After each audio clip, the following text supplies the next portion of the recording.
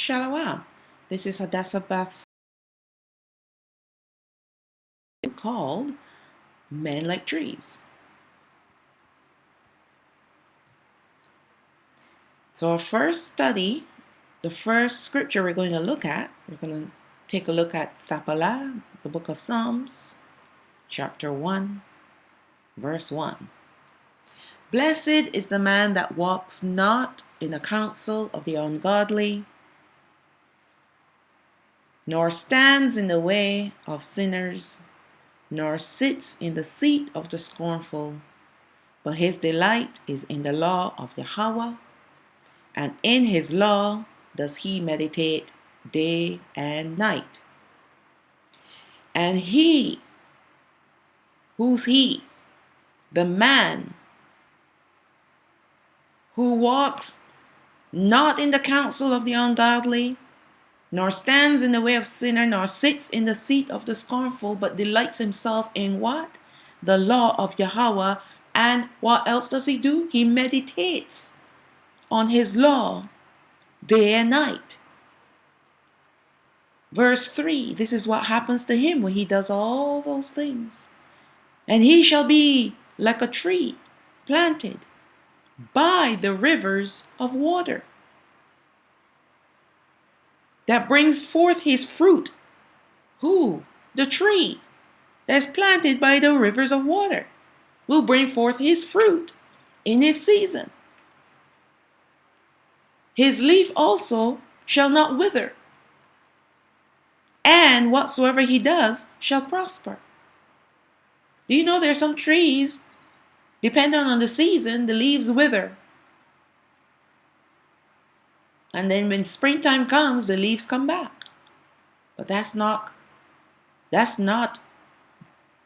the tree that's planted by the rivers of water.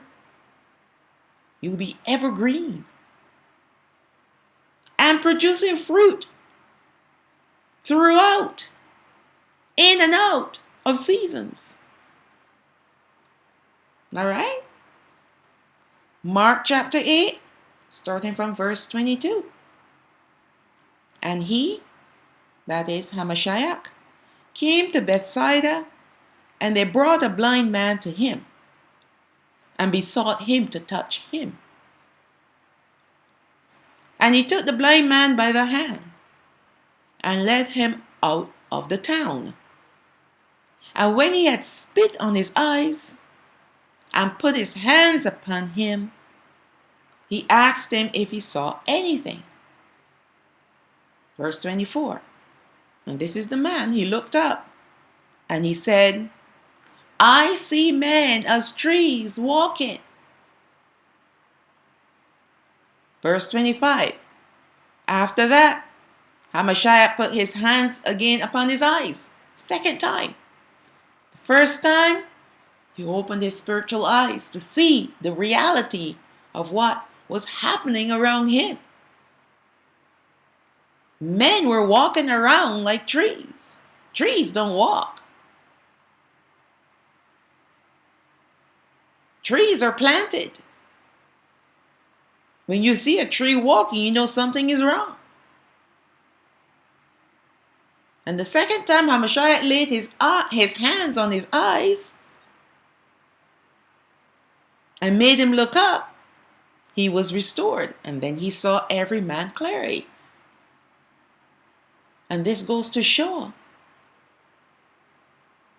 just like in part 1, when Adam and Hawa cried out to the Most High, we can't see like we used to see before. We used to see the angels. Now, our sight is limited. And what did the Most High tell them? He said, because of that bright light that I took out of you, which is his glory, now you can only see earthly things. You cannot see things in the distance.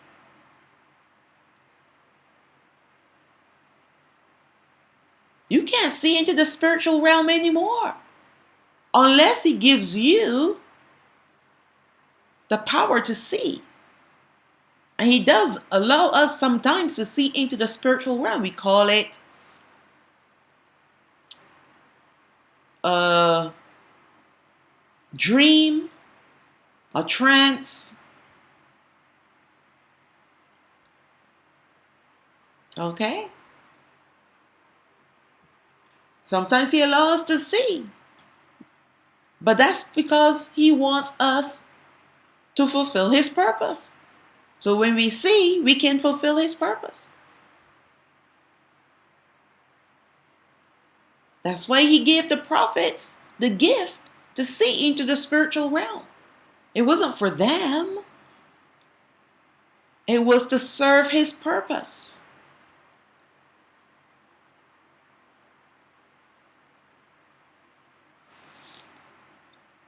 And when HaMashayach opened up the man's eyes the first time, he showed him the reality of the people around him. They're walking trees. And then he laid his hands on his eyes again. And then he saw it. He saw every man clearly. The Most High gave him a vision, allowed him to see prophetically into the spiritual realm. He gave him a vision.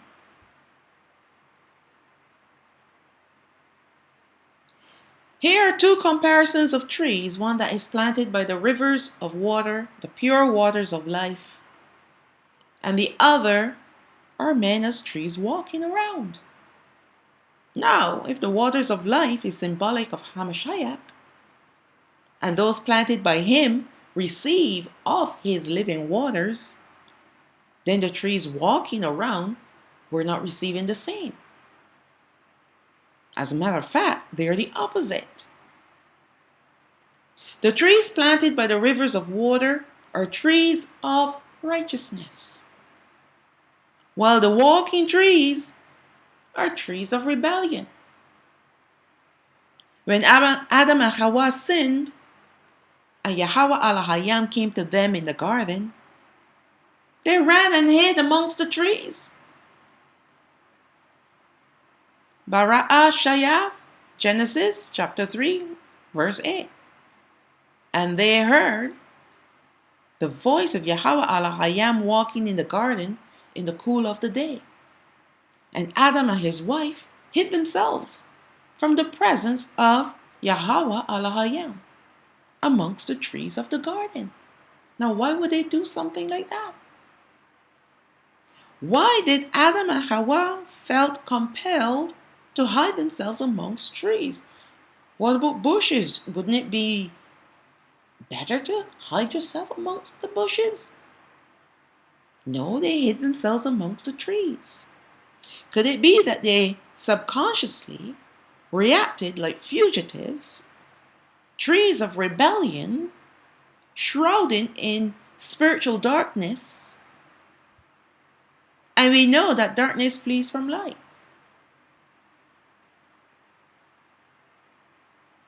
Then they took cover amongst the other trees to hide themselves. When they were trees of righteousness, they walked, in quotation marks, they walked with al-Hayam. But as trees of rebellion, they had to hide themselves because of their sin. Who were these trees walking around in Mark 8, chapter 8, verse 22 to 25? These were clearly people that needed to hear the word of truth in order to be transformed into the image of Yahweh al-Hayam once again. That's why HaMashayach came. He came to deliver his word. Yes, he came to die as well, but he came to set the record straight because the religious leaders were teaching their own doctrines and had the people in bondage. So he came to set the captives free by giving them the truth. He came to fulfill the law and the prophets, yes. He came to die for our sins, yes. But he came to minister to us his truth. These men were trees of rebellion that moved about from one agenda to another. These are the men that man saw, the blind man saw. He was blind, but he was no longer blind. He now had insight, spiritual insight. He had a vision. Breaking his commandments. This is what these rebellious trees, these trees of rebellion were doing. Breaking the commandments, disobeying his word. After all, HaMashayach, which is Jerusalem, was under the leadership of the scribes, the Pharisees, and the Sadducees, who were not trees of righteousness, but trees of rebellion. HaMashayach came to show his people the right path to eternal life and how to be transformed from darkness to light, from trees of rebellion to trees of righteousness. Adam and Hawa were very repentive of their sin and sought ways to make it back into the garden. Their transformation from light to darkness, from trees of righteousness to trees of rebellion, was a mistake, but they had to accept the consequence of living outside the Garden of Eden, which is paradise. They learned to pray, fast, and offer sacrifices and taught their children the same. However, rebellion knows no boundaries. And as their offspring were trees of rebellion, born this way from the womb, their only hope was to keep teaching them the best way they could, meaning Adam and Hawa. They kept teaching them, telling them to avoid the same mistakes they made. Worship the Most High. Keep His commandments. Be obedient to Him. So they tried their best to teach them. But in the end, their descendants also have to use their free will to choose who they will listen to and obey. That's what it comes down to. Who do you want to worship? Who's sitting on the throne in your heart? Cain, who is Cain, Adam and Hawa's elder son, their firstborn, succumbed to disobedience, jealousy, envy, and hate, all fruits of the tree of rebellion. Now, this tree does not produce just one fruit. It produces many, many, many rotten fruits. Many. And although Adam and Hawa's one fruit was disobedience, look what it grew to: jealousy, envy, and hate in their son, their firstborn son. He came from the same parents as Abel. He received the same teachings, the same love.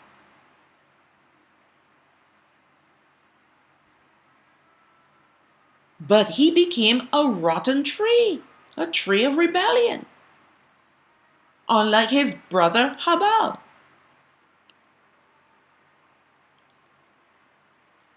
These evil fruits can and will lead a person down the path of murderous hate. Once you set your feet on that path of wickedness, of disobedience, of rebellion, the enemy does not hesitate to pile more fruit on you, more of his rotten fruit on you. Because he wants you to be so bad that you will never be good again. Or you will never see the light. You will be in such darkness that there will be no hope for you to see the light.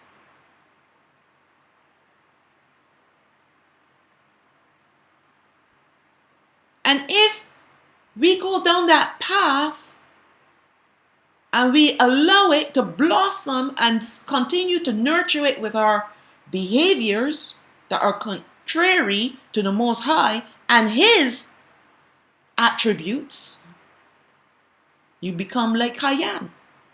You leave these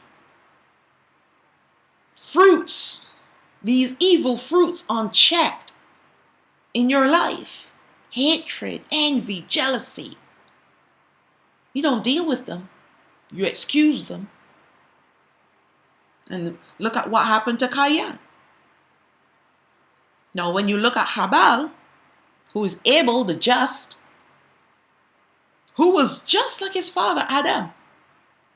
He sought the face of HaShaddai, he fasted, he prayed, and offered up the best sacrifices, which were all pleasing to Allah. He displayed righteous fruits of faith, love, obedience, and much more. Needless to say that Habal was able to be transformed into a tree of righteousness. Like his father and mother, they made a mistake, they repented, and because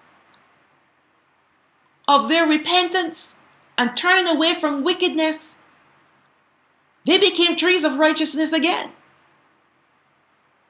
Now they have their offspring, Cain, and Abel,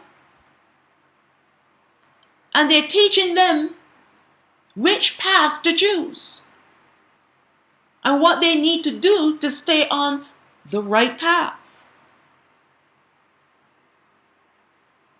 And for a season, when a child is young, he'll listen to his parents somewhat. But there will always be that seed of rebellion planted in his heart because he didn't believe his parents. He went along for as long as he could because he was under their care. But when he becomes a man, then he will make his own choices, contrary to his parents. Because he never believed what his parents taught him. And I'm speaking not only of Cain, but I'm speaking of the generation today.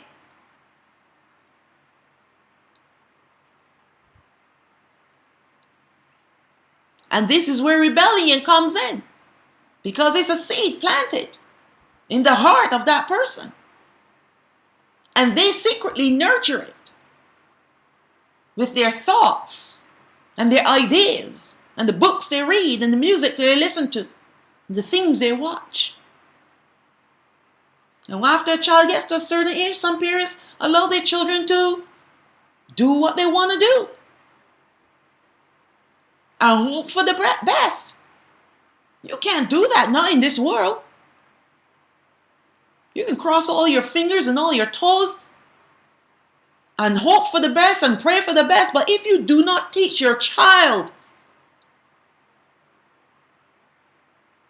righteousness, holiness, and if you do not raise them up in that same manner and punish them when they need to be punished and reward them when they need to be rewarded, if you don't do that, you're handing your child on a platter to the devil himself. I've seen it. Oh, we don't want our baby to hate us. So when the child is 2 years old and saying no to you, you think, oh, that's so cute. How about when that child is 20 years old and they're saying no to you to your face and slamming the door in your face? Do you still think that is cute?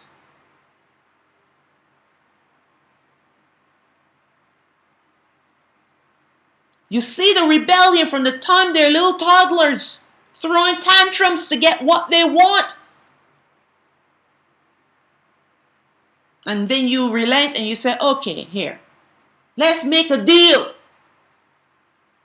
And you start compromising with that child from the time it's a tiny little tot.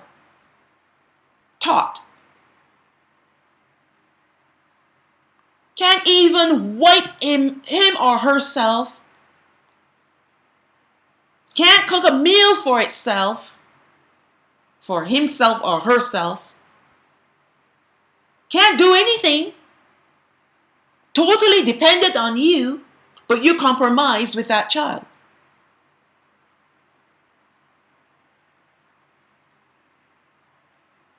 And this is the problem with parents today.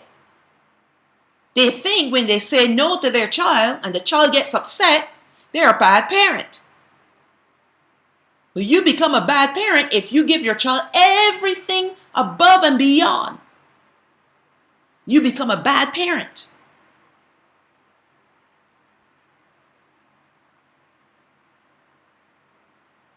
Because you're nurturing the seed of rebellion in that child's heart, and creating a rebellious person, human being on this earth, another one to be added to the batch of rebellious people that Satan has under his thumb.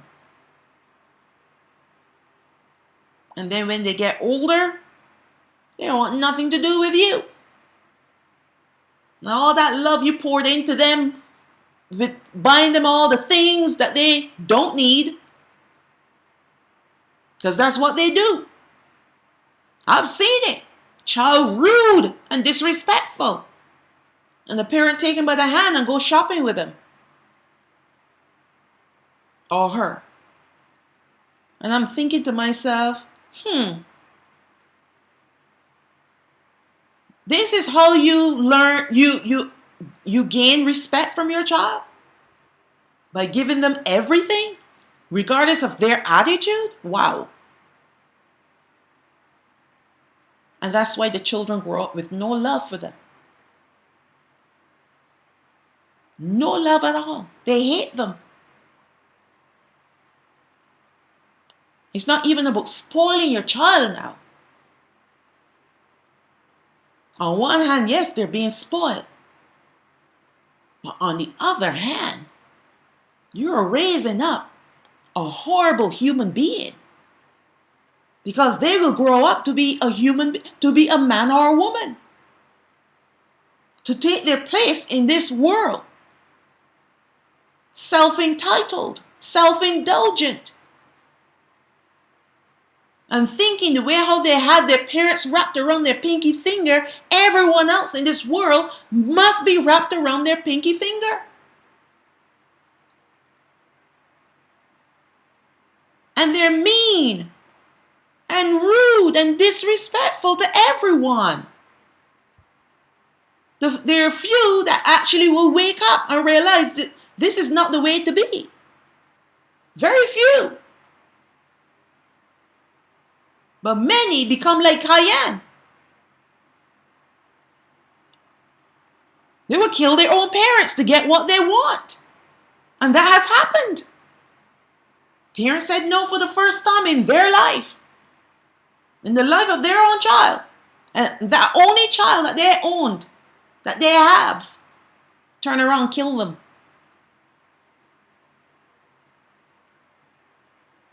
And this is what happened. This is rebellion at its worst.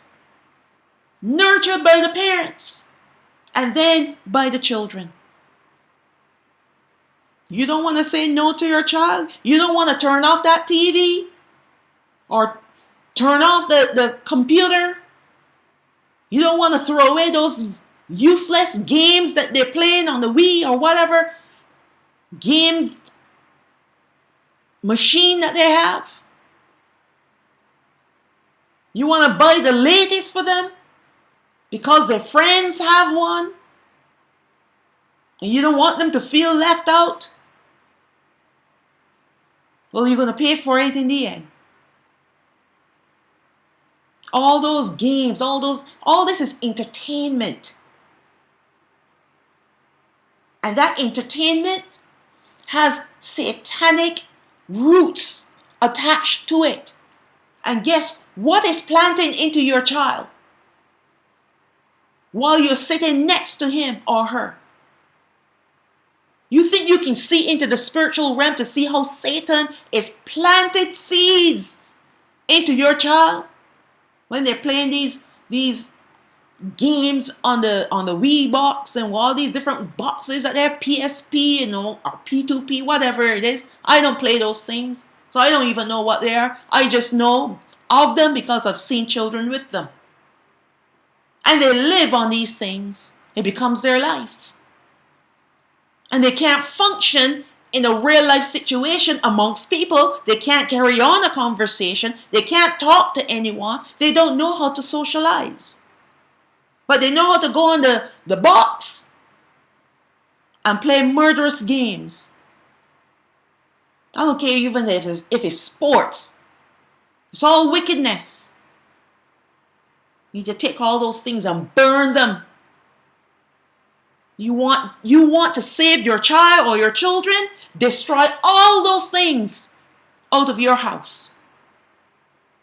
My house ought to be called a house of prayer. But you made it into a den of thieves. You might not be selling anything from it, but you're inviting the devils in, who's stealing souls, the souls of your children. So yes, it is a den of thieves. Okay, that's my rant for the day. I promise you. No, I see it. And thankfully, I don't have children of my own. And I've always said this. If I had children, complete old school. No computer, no cell phone, nothing like that. We'd sit down and read books together. Play, if you want to play, let's play some games, board games. I'm talking about the simple one. I'm not talking about these new board games that they have out there. The old-fashioned games. Pitch marbles. You remember that? That's so much fun pitching marbles outside. I had no time to sit down on a computer all day long. I had no time for TV. We were outside most of the day. From morning, after breakfast, till late evening when the sun begins to set. Then we head home. Head home for lunch, have a quick lunch. We sit in the backyard because it's too hot underneath the tree, and we're still playing. We had all kinds of games. Or we go pick fruit. Whatever fruit that was in season, there was always a fruit in season on the island. And that was our joy. Go pick fruits and sit and eat it. Those were our snacks. But you got children today, you literally lay everything out for them. Life is so easy and so simple. And yet it has complicated their lives and made them lazy and rebellious. I see it. And I tell parents, but they don't want to listen to me. No. We're in a new era now. It's a new era. Okay, you be happy with this new era and what is feeding your child. You'll get nothing back for it but misery. I grant you that. Okay, let's move on.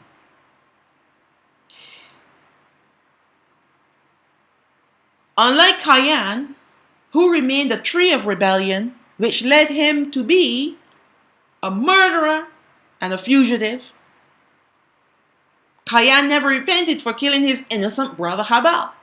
Did you know that? He never said, I was sorry. Never repented. That's what hatred does to a person.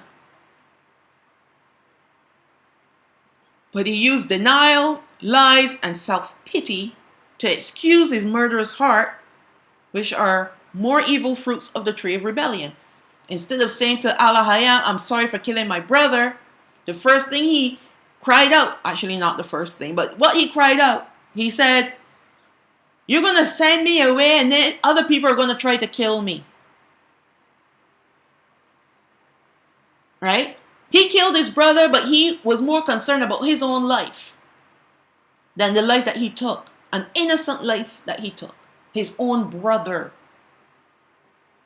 After Habal the just was murdered by Cain, Adam and Hawa had another son called Seth. He too became like his father Adam. He prayed and fasted often, offering up the best for his sacrifices. He became a tree of righteousness because through faith he offered up his prayers and sacrifices, turning away from rebellion and wickedness. He taught his children the same in comparison to the children of Cain, who became rebellious, murderers, and all manner of evil, including cohabitating with the fallen angels. Eventually, some of the children of Sawath, after his death, were lured down from the mountain where they dwelt to partake in the debaucheries of the children of Cain and the fallen angels. Very few of Sawath's children remained on the mountain to continue their worship. And as the evil children of the fallen angels began, which we know were called the Nephilim, began to sin against the animals and whatever else they can sin against, HaMashayach, the highest, decided to bring an end to this evil generation. It was horrible at that time. Noah was born, and after his father's death, there remained only Noah and his 3 sons, Shem, Japheth, which is Japheth, and Ham, and their wives that remained on the mountain. It was only those eight people. I had to pause to think, to count those people. It was Noah and his wife and his 3 sons and their wives. 8 people. 8 souls that were left.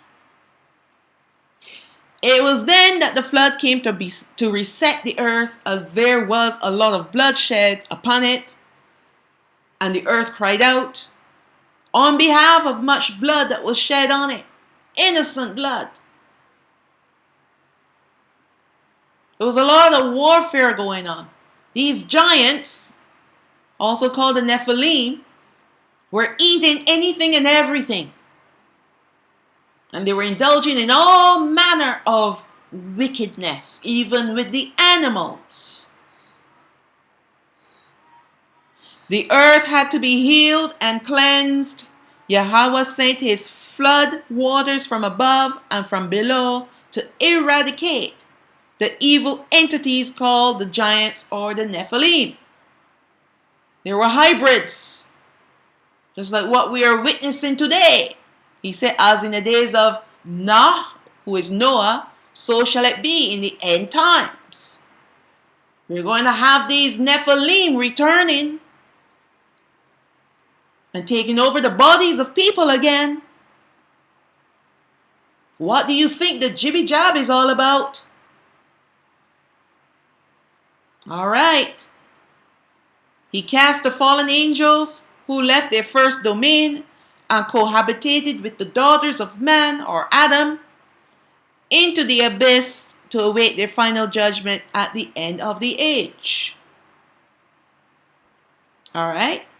Now, after the flood, a new generation sprang forth, and they began to be as evil as the ones before them.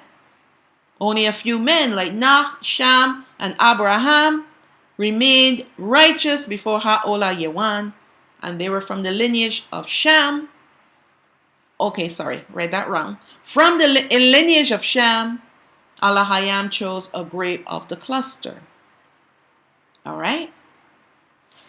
So let's look at Ozara'ah, which is the book of Ezra, chapter 9, verse 20.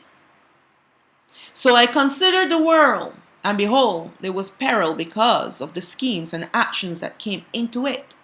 And I saw and heartily spared it, and have kept me a grape of the cluster, and a plant of a great people. So you see how he likes to compare us to plants. So he likes to compare us to trees or fruit or wheat. It's a wonderful way for us to understand his mind when it comes to us. Trees must bear fruit. So either you're a tree of righteousness or you're a tree of rebellion. But when he looked upon the earth, and he saw the schemes and the actions, he chose a grape from the cluster. The cluster would be the multitudes of people that were on the earth. And from those, he selected one person. One. Verse 22, let the multitude perish, then which was born in vain. And let my grape be kept, and my plant, because that grape will become a plant which will produce more grapes. His grapes. His cultured grapes. Not the wild grapes. Cultured grapes. For with great labor have I made it perfect. From the beginning, Yahweh knew what was to become of Adam and his generations, and chose a grape, a person from a multitude of people. And from that one man, he made a multitude. And even from that one man, where he created a multitude, he selected again one lineage. All right, let's see. HaMashayach, Genesis chapter 17, verse 1. When Abraham was 90 years old and 9, Yahweh appeared to Abraham and said unto him, I am Hashadai Alahayam, walk before me and be perfect. So now we know who the grape is. Abraham. Verse 2, and I will make my covenant between me and you and will multiply you exceedingly. And Abraham fell on his face, and Alahayam talked with him, saying, as for me, behold, my covenant is with you, and you shall be a father of many nations. Verse 5, neither shall your name anymore be called Abraham, but your name shall be Abraham, for a father of many nations have I made you. Now remember, Abraham had 8 sons. But only one was chosen, that's Yitzhak. His very first son, which was Ishmael, was not chosen to be the seed, the chosen seed. He had other sons with Keturah after Sarah died. Yahweh did not choose any of them either. He only chose Yitzhak, and Yitzhak was the offspring of both Abraham and Sarah, his wife. And he made a covenant with Yitzhak, the same covenant he made with Abraham. And Yitzhak had 2 sons. The firstborn son was called Oshah, and the second son was called Yaakov. Now mind you, Yaakov held the heel of Oshah, and his hand came out the same time his leg came out. His foot came out. He grabbed him by the heel. So technically, he is a firstborn too, if you really want to think of it that way. But the promise did not go to Oshah, who is Esau. The covenant did not go to him. It went to Yaakov. Okay, let's go on. Verse 6. And I will make you exceedingly fruitful, and I will make nations of you, and kings shall come out of you. And that happened. Look at who the Ishmaelites are today. They're the Arabs. All right. Verse 7, and I will establish my covenant between me and you and your seed after you in their generations for an everlasting covenant to be Alahayam unto you and to your seed after you. And I'm sure his other sons from Keturah are all over the place. There are a lot of Shemitic people. But just because you're Shemitic doesn't make you of the lineage, the chosen lineage of Abraham.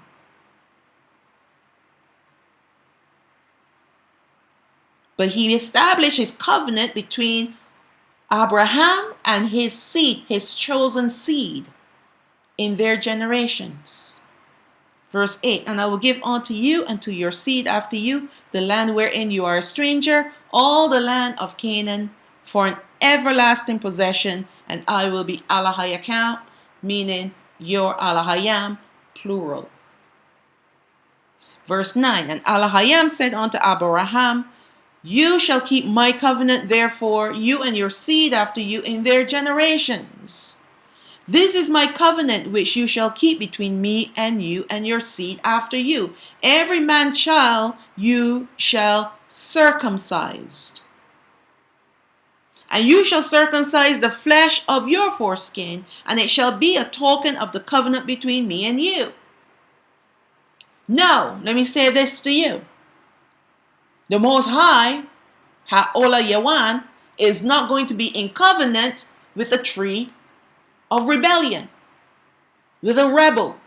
His covenant must be with people who believe in him, who serve him, who worship him, who loves him, who will keep his commandments and his laws and his statutes, who will be in covenant with him and be obedient to everything that he says to do and to speak. He is not going to be in covenant with a rebel. Verse 12.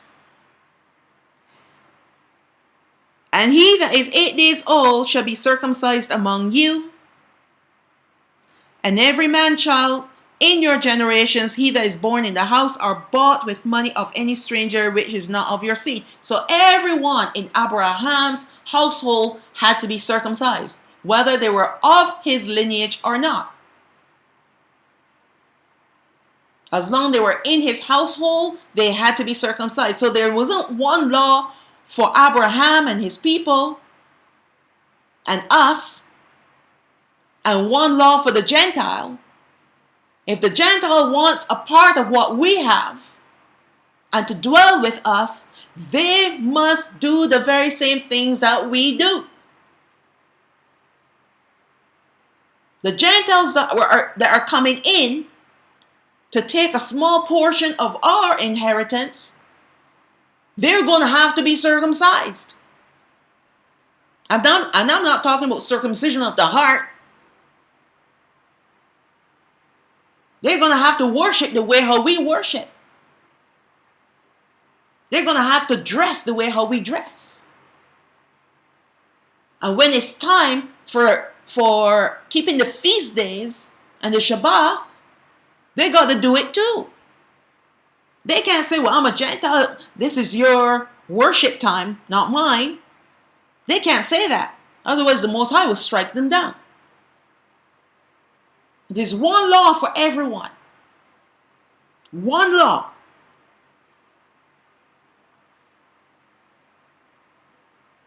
And he that's 8 days old, I explained why he chose 8 days.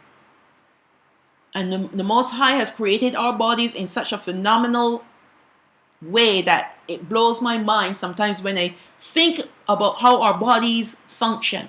When a baby is 8 days old, the vitamin K is at its peak in the child's body. Yes, it's receiving the vitamin K from the breast milk of the mother. But at 8 days old, it's at its highest. And vitamin K helps with clotting and healing.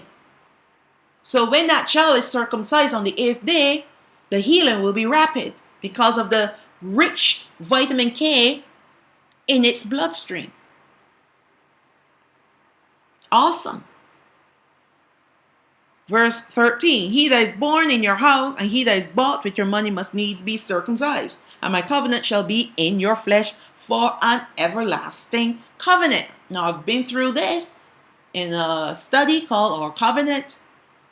Explained that circumcision was never finished, was never ended. It was our slave masters that stopped us from circumcising our children. When we were sold into slavery, we stopped everything, all our culture, language, our worship, everything. They gave us their master, their savior, their Messiah, their gods. And they gave us all the unclean food to eat, all the pig bits to eat, and the blood. Because it was an abomination to us. And it still is an abomination to eat pig. That unclean animal. But some people are, oh well, the new covenant has to do now with circumcising the heart. How about the new covenant is both? You still have to be circumcised in the flesh and circumcised of the heart. He never stopped that. He didn't say it was only for a generation or a few generations and then we could put that aside. The angels were created circumcised. HaMashayach was circumcised, and his circumcision does not extend to you or to us today.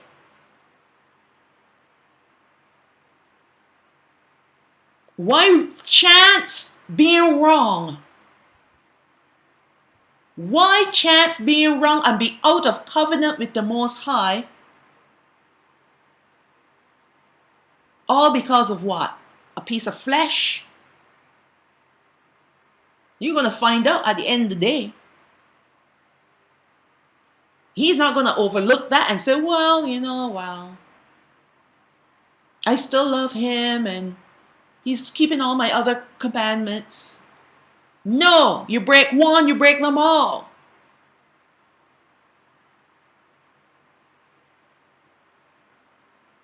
He said it all the way back then, and it was practiced all the way through, even after HaMashayach. But some of you go to Paul's epistles and use Paul's letters as a reason why you should not do the things that the Most High has been commanding us for generations. And he told us to do it throughout our generations forever and ever. But you go to Paul. Who is Paul? You don't even know if he really existed. But you go to his writings and use that as a reason why you want to be disobedient. You want to obey his letters more than obey the commands of the Most High. That's rebellion. If I was a man, I would take it at face value. The Most High said to be circumcised. I'm going to go get me some circumcision done. Because he said to do it. Forever and ever throughout my generations. Why am I not circumcised, mother? That would be the question I'd be asking my mother. But you see, our parents didn't know any better. A lot of them weren't even awakened. Some of them have passed on. When they were alive, they didn't know who they were. They thought that if they come from the islands, that's their beginnings.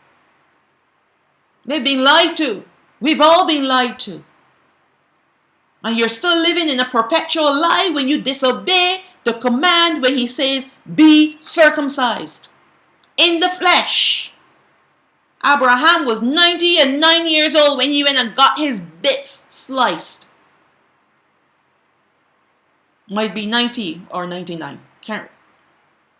But the promise of the seed did not come, which would be Yatsachat, did not come until after he was circumcised. And that was a sign, a token of the covenant between him and Allah. And look at the blessings that were poured upon Abraham. No matter where he went, no one bothered him. Even the Canaanites didn't bother him. They were all afraid of him. They had great respect for him because that was the blessing of the Most High upon Abraham and his household because he was obedient to him. He was a tree of righteousness.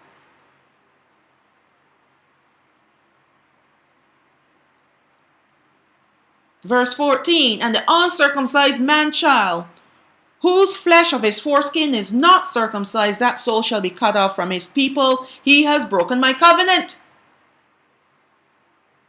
You walking around like, oh, Ahia this and call him Yeshua that, and thinking you're in covenant, but you're not in covenant because you have not done what he said to do. How can you claim that you're in covenant with him when the token of the covenant is not being kept by you? How about Shabbat? The word that Allah spoke to Ozariah, which is Ezra, when he said that with great labor he had perfected his plant, his grape from the cluster, meant that from the beginning, before the foundation of the earth was laid, he had already prepared and sanctified this grape that was to yield a multitude. Abraham was that grape, and his offspring were many nations. From Hagar, there were the Ishmaelites. From Keturah, we had the Midianites, and he also had other sons from Keturah. The sons of Oshah, whose Esau called Edomites. And you know they started to mingle with Kittim, which we know will be the Italians type people. And the Africans as well. And finally the son of Sarah, his wife, Yatzachak, who was the father of Oshah and Yaokab. Yaokab was the father of 12 sons who multiplied and became the 12 tribes. They became the chosen people of Yahweh. Abraham did become a father of many nations, but there was only one people that HaShaddai was covenanted with, and that is the 12 tribes of Yaokab, who later was called Yashrael.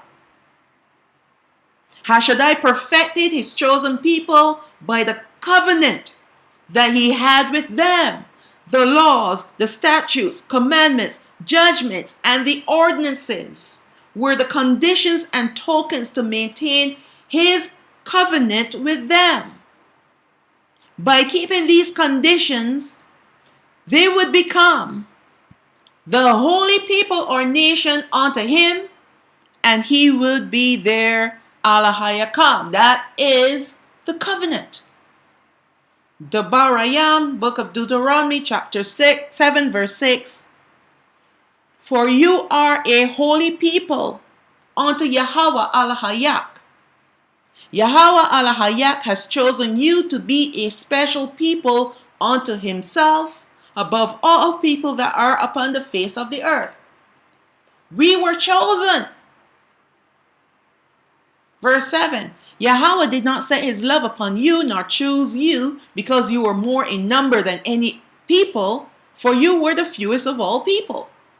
But because Yahweh loved you, and because he would keep the oath which he had sworn unto your fathers, have Yahweh brought you out with a mighty hand, and redeemed you out of the house of bondmen, from the hand of Pharaoh, king of Mitzrayim, which is Egypt.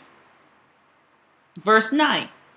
Know therefore that Yahweh HaMashayach, he is Elohim, the faithful Elohim, who keeps covenant and mercy with them that loves him, and keep his commandments to 1,000 generations. You want Elohim to love your children? Then it starts with you. You got to keep his commandments. Verse 10. And repays them that hate him to their face, to destroy them. He will not be slack to them that hate him. He will not be slack to him that hates him. He will repay him to his face. You shall therefore keep the commandments and the statutes and the judgments which I command you this day to do them. Can't say it any clearer than that.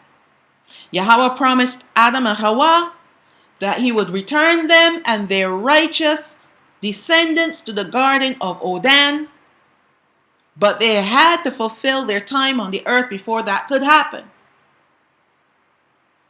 And it will not be any of their descendants, but a generation that will be trees of righteousness, because they will keep the laws, commandments, judgments, and statutes of HaMashayach, and they will love him. You can't say, I'm going to keep his commandments and don't love him, and you cannot say, I love him and not keep his commandments. Not possible. Yaakov and his children and their children, totaling 70 souls, lived in Matzarayim, and a great multitude came out after 430 years. Masha was used as the deliverer for Habani Yashrael when they left Matzarayim in the first Exodus. There were also a mixed multitude with them, meaning that they were married into other peoples, which became a snare unto them. It was the mixed multitudes that started to complain, and then typically our people always follow what other people are doing and do it too, and not the good stuff either. These that came out of Matzarayim were stubborn, stiff-necked, rebellious people who murmured and complained, lusting after the foods that they had in Matzarayim, and despising the angel bread, the manna that Yahweh gave to them. They murmured and complained each and every time they ran out of water, despite the fact that they witnessed the great miracles that Yahweh did for them. That was yesterday that he did that. I want water now. Why do I have to suffer thirst? It was better when we were in Matzarayim. We had water to the full. And what's this light bread you're giving me? My soul loathed it. I want real bread like I had in Matzarayim. All these things they were constantly complaining about. And no matter how much the Most High, Ha'ola Yawan, delivered them or give to them what they needed, they still complain as soon as they run short. That's the trait of rebellion for you. Never grateful. They came out of Matzarayim as trees of rebellion and remained that way until they died. The evidence of this rebellion is found in the Exodus, when they were to go up the mountain to receive the laws, commandments, and statutes and judgments themselves. He was preparing them to come up to the mountain themselves to receive the law, so he can write it on the inward parts of their hearts and their minds. But look what happened. Shamuath, the book of Exodus, chapter 20, verse 18. And all the people saw the thunderings and the lightnings and the noise of the trumpet and the mountain smoking. And when the people saw it, they removed and stood afar off. And they said unto Masha, you speak with us, and we will hear. But let not HaMashayach speak with us, lest we die. And Masha said unto the people, fear not, for HaMashayach is come to prove you, and that his fear may be before your faces, that you sin not. Don't be afraid of him. Have reverence for him. Where did that fear come from? That fear didn't come from the Most High. Them being frightened, being scared, did not come from the Most High. It came from what was living in their hearts. There was a conflict. And that idol that was in their hearts drew them back into the darkness. And tell them, no, because if you go, you're going to die. Well, in actual fact, if they had prepared themselves properly, that idol would have died. That idolatry would have been plucked out of them. And then it would not be able to come and sit itself on the throne of their heart once they make it up to that mountain. So you see, Satan was working fervently to keep them under his thumb. And he won. With most of them, not all of them. Verse 21, and the people stood afar off. They didn't even want to come near. So as they saw the lightning and the thundering and the clouds and the fire and the trembling, the earth was shaking. They couldn't handle it. They began to shake. And look what Masha did. Masha drew near unto the thick darkness where HaMashayach was. They drew back because they were trees of rebellion. And Masha drew closer until he was in the presence of the Most High. Clearly, there's a contrast of people here once again. The children of Yisrael that refused to go up the mountain due to fear. And I'm not talking about reverential fear, but fright. Terror. While Masha drew near Yahweh HaMashayach, the children of Yisrael did not heed the voice of Masha and all that he spoke, but stood afar off from Yahweh. Once again, as trees of rebellion, they were shrouded in darkness, and darkness despised the light. But Masha, who was a tree of righteousness, drew near to the light because he loved Yahweh and his light. Yeah, Masha was a little, he was a little shaken up too. But he was drawn because of the light and the love he had for Yahweh. Masha feared when Yahweh came down on Mount Sinai, but his fear was awe, reverential fear. Hebrews 12:18, for you are not come unto the mount that might be touched, and that burned with fire, nor unto blackness and darkness and tempest, and the sound of a trumpet and the voice of words, which voice they had heard entreated that the word shall not be spoken to them anymore. And that's coming from Shamawath 20, I just read. Verse 20. For they could not endure that which was commanded. And if so much as a beast touch the mountain, it shall be stoned or thrust through with a dart. Verse 21. And so terrible was the sight that Masha said, I exceedingly fear and quake. He trembled too. His fear was of awe. And he drew in to the darkness. He went in to the darkness where Yahweh was. So his fear didn't repel him, because his fear was not the darkness where evil hides. His fear was love. And he was struck with awe. And he was drawn because he had the right person sitting on his heart, the throne of his heart, which was Yahweh. Funny that the scripture is not quoted anywhere else where Masha said these words in the blue highlight. I always wonder about that. I would have loved to see where that was taken from. Because the person who wrote the book of Hebrews was not alive when Masha was alive. So they read it somewhere and they wrote it down.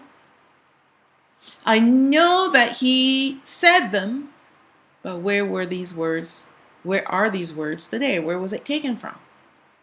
Lots of our books were taken away from us. Our Bible has been hijacked and contaminated. That's why it's important to study with the Ruach HaKodesh. He will guide you into all truths. The devil's people wants us to remain still, worshiping idols or their fallen angels to keep us away from the truth and the Most High. For in the day that we discover the truth and we are reunited with him, then their kingdom of darkness is in jeopardy and their days of reigning are numbered. That's why this information that I'm presenting to you will expose the deeds of darkness and show you the real battle that we're in. The truth of the matter is that we are in a warfare with ourselves. We are battling the darkness, using the weapons of darkness to try to defeat spiritual wickedness. We need to understand what the real battle is and learn how to defeat the wicked, evil forces behind people, ministries, churches, and even some of our people. There are only two trees that we are dealing with here. We have darkness and light, good versus evil, the tree of life versus the tree of darkness, the tree of rebellion. At the end of the day, when you really look at it, black and white, or should I say white and black,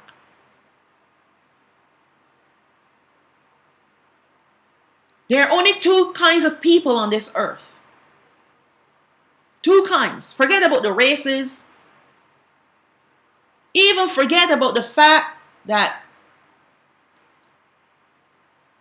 there are many of our brethren out there, the offspring of Yaakov.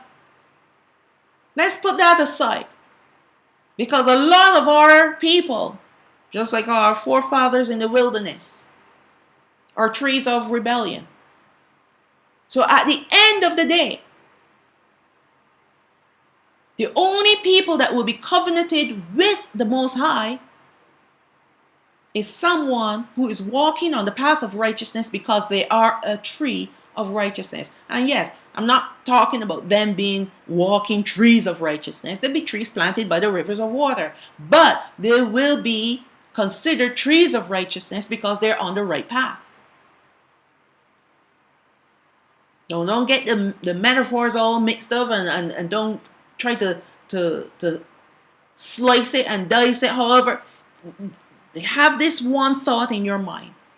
The only way that you can become the tree of righteousness is if you're on the path of righteousness. No other way.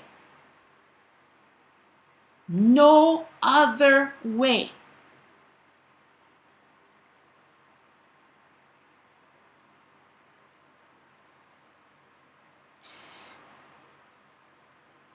The children of Yashrael chose not to go up the mountain because their fear was rooted in rebellion. They made a promise to obey the Most High, but did not keep their word. Shamawath, which is the book of Exodus, chapter 19, from verse 3. And Masha went up unto Alahayam, and Yahweh called unto him out of the mountain, saying, Thus shall you say it to the house of Yaakov, and tell Habanai, Yashrael, the children of Yashrael, You have seen what I did unto Matzarayam, which is Egypt, and how I bare you on eagle's wings and brought you unto myself. Now, therefore, if you will obey my voice indeed, and keep my covenant, then you shall be a peculiar treasure unto me above all people, for the earth is mine. That's all we need to do is be obedient. That's all.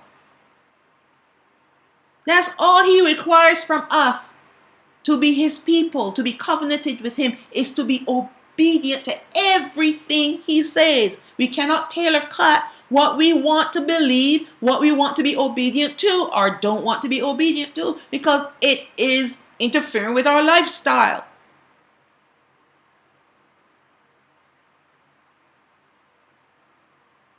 Verse 6, And you shall be unto me a kingdom of priests and a holy nation, because he's holy. He is holy, therefore we must be holy. That's an attribute of the Most High. These are the words which you shall speak unto the children of Yashrael. And Masha came and called for the elders of the people, and laid before their faces all these words which Yahweh commanded him. And all the people answered together and said, All that Yahweh has spoken, we will do. And Masha returned the words of the people unto Yahweh. And Yahweh said unto Masha, Lo, I come unto you in thick cloud, that the people may hear when I speak with you, and believe you forever. And Masha told the words of the people unto Yahweh. Masha went up to Mount Sinai to receive the commandments written on stone tablets. He also received the laws, the statutes, judgments, and ordinances. Masha was up the mountain for 40 days and 40 nights. It was during this time that the true nature of Habani Yashraal, the children of Yashraal, was revealed. They made a promise to obey the commandments of Yahweh where she spoke from the mountaintop. So he gave them the 10 laws, the 10 commandments before Masha went up to the mountain. And they said, all that Yahweh said, we will do. Whatever he says to us to do, we will do. They grew fearful listening to his voice and asked Masha to receive the words from Yahweh for them. And instead of waiting patiently for his return, they revealed the rebels that they really were. However, their rebellion did not begin with the incident of the golden calf, but it began in Matzorayim. There were people who opposed leaving Matzorayim because they felt that they would perish in the wilderness, and Yahweh plagued them during the 3 days of darkness, even while they were in Matzorayim under heavy bondage, crying out for salvation and deliverance. And the Most High said, okay, this is the plan. And they said, well, this plan, it doesn't really fit with me because you want me to leave here, Matzorayim, where I can get everything I need. I have supermarkets, I have all the malls and everything, and I'm being funny. Right? I'm being funny. But they did not want to leave Matzorayim because of the word wilderness. You see, what was in the wilderness, or what was not in the wilderness, was what was in Matzorayim. Can't have it both ways. You cannot cry out to the Most High for help, and when he comes to you and say, okay, this is what I need you to give up, and this is where I need you to go, and you say, but that doesn't really fit in with my plans. I have other plans. I plan to keep this house. I plan to stay with this man or this woman to the day I die. Even though this person is giving me misery and I'm living in sin. I plan to stay in this job even though it has me stressed out. It pays me a 6-figure salary, but I still want to keep it.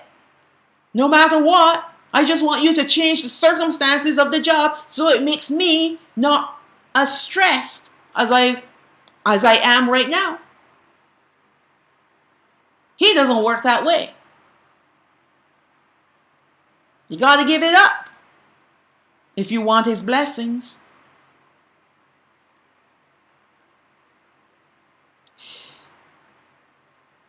So there were these people that did not want to go because they asked this question: can the Most High furnish a table for us in the wilderness? Obviously, they didn't know who they were dealing with. And after the 3 days of darkness, in fact, witnessing the other judgments, I guess, was not sufficient to convince them of his power and his might. You see, that's rebellion.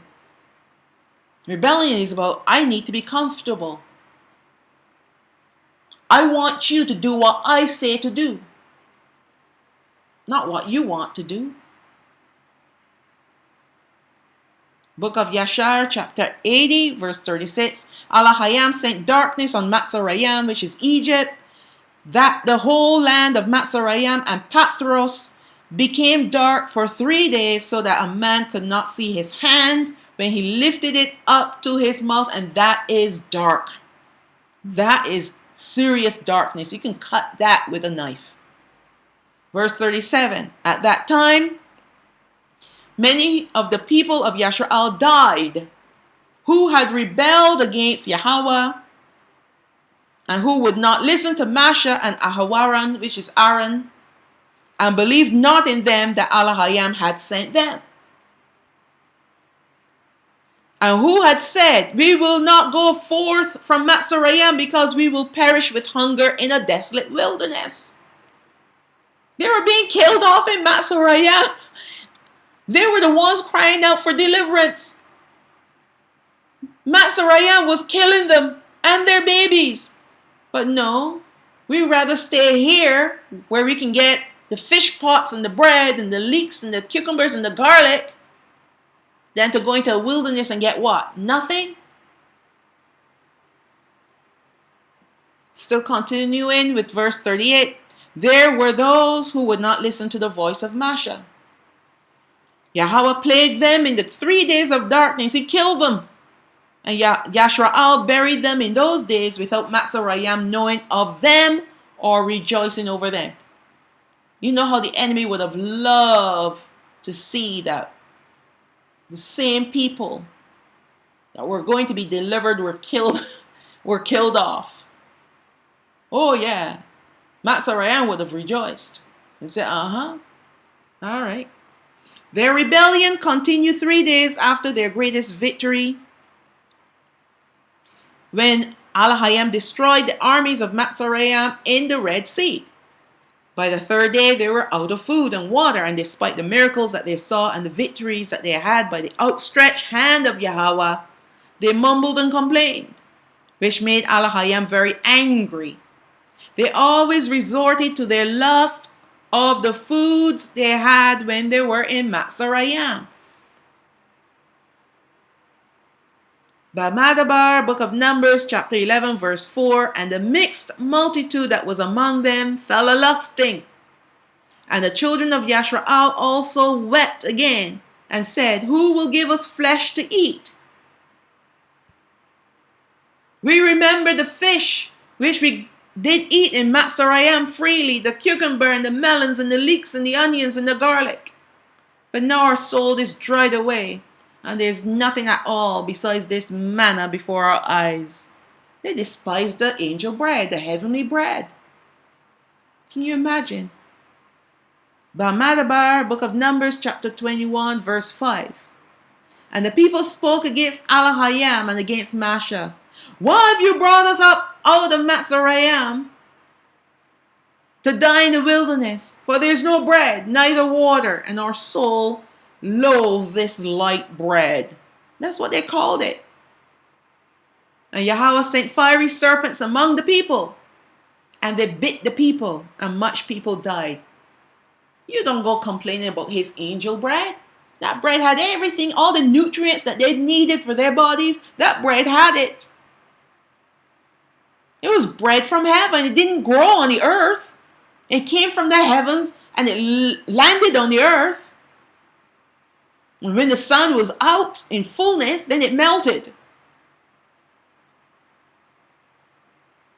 But they didn't like it because it was light bread.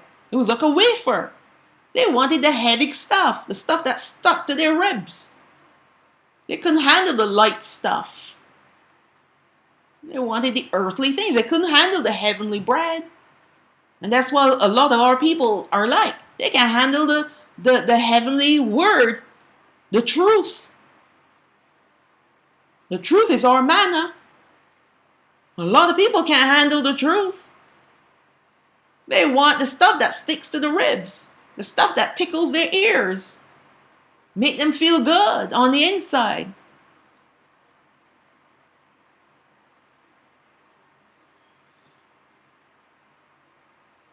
There were many occasions when Habanai, Yashra'al murmured and complained either for the lack of water, bread, or meat. Yahweh provided each time, but no matter how many times he provided for them, the second they lacked these things, they complained. Instead of remembering, when we were thirsty, he gave us water from a rock. He turned the bitter water sweet. So maybe if this time around, instead of complaining to Masha, why don't we all get together and pray? Pray and ask him to please give us water. Oh, no. They complained and they murmured. Truly, these were people, truly, these people were trees of rebellion, a stiff-necked people, as he often referred them to. He also often referred to them as as rebellious, stiff-necked people. They were trees of rebellion.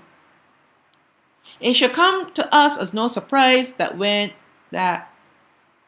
Masha took too long, in their opinion, to return to them, they took matters into their own hands and created an idol, which happened to be a golden calf, a revered idol in Matsurayam, the place that they just came from. As they often remember the decadent foods that they had in Matsurayam, naturally they turned to one of their gods and made it their own. This goes to show that they had this idol hidden in their hearts all along. That's why they were too afraid to go before HaMashayach. Remember, darkness despises light, and idols are darkness. And Yahweh is the light. He is glory. They would have truly died if they had gone up in that state. Oh yeah. But if they had done what the Most High told them to do, which is to cleanse themselves for the 3 days, consecrate themselves, all they did was wash their clothes and wash their skin, but they didn't do anything for the inward parts. His consuming fire will make a righteous man faint. So imagine an unrighteous man, how would he fare? Shamuath, Exodus chapter 24 verse 18. And Masha went into the midst of the cloud and went up into the mountain. And Masha was in the mount 40 days and 40 nights. Shamuath, book of Exodus chapter 31 verse 18.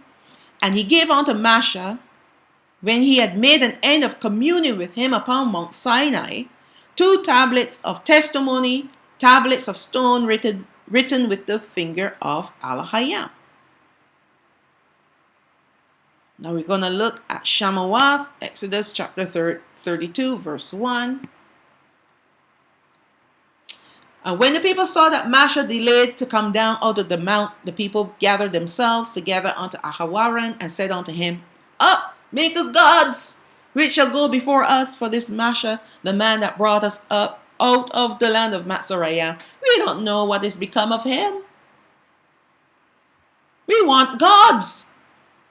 Forget the fact that they can still see the fire on top of the mountain. They can still hear the rumblings and the thunder and the lightning. They can still see it all. But no, we don't want that God. We want this God, the one that we can make with our own hands. The one that we can manipulate.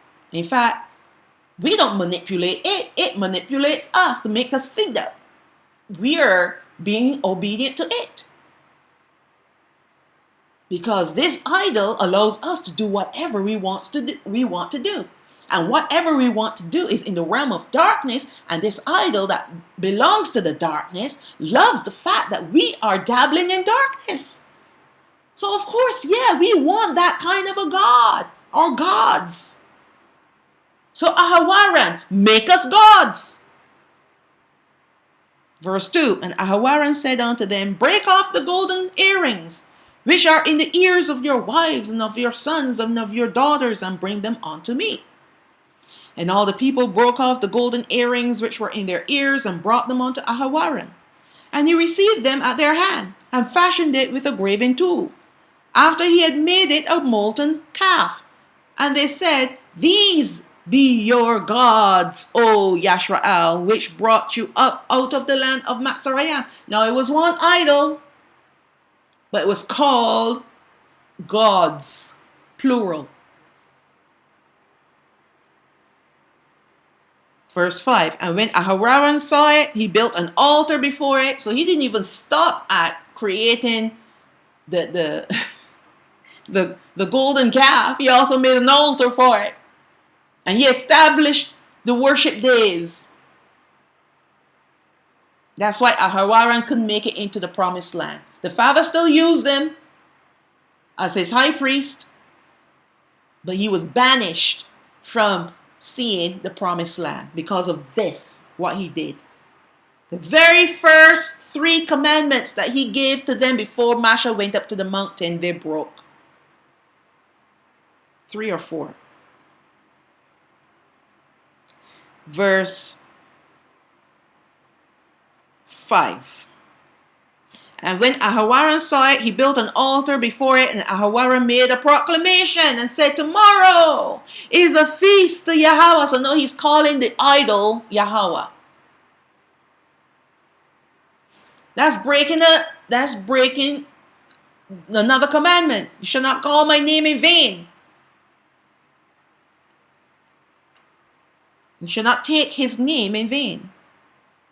Verse 6. And they arose early the next day and offered burnt offerings and brought peace offerings. And the people sat down to eat and to drink and rose up to play. And Yahweh said unto HaMashayach, go, get down, for your people that you brought out of the land of Mizraim have corrupted themselves. Why? Because they broke my first 4 laws.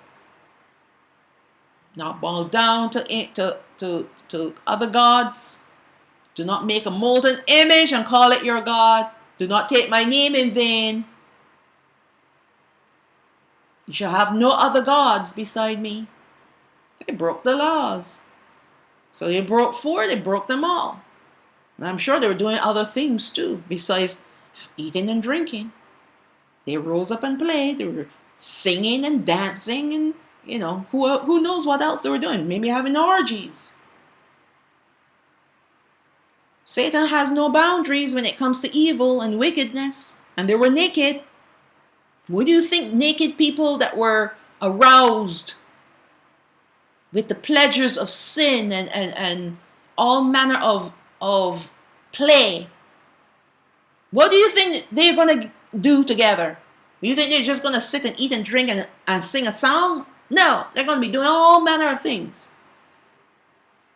No wonder the Father killed thousands of them. Okay. Verse 8. They have turned aside quickly out of the way which I commanded them.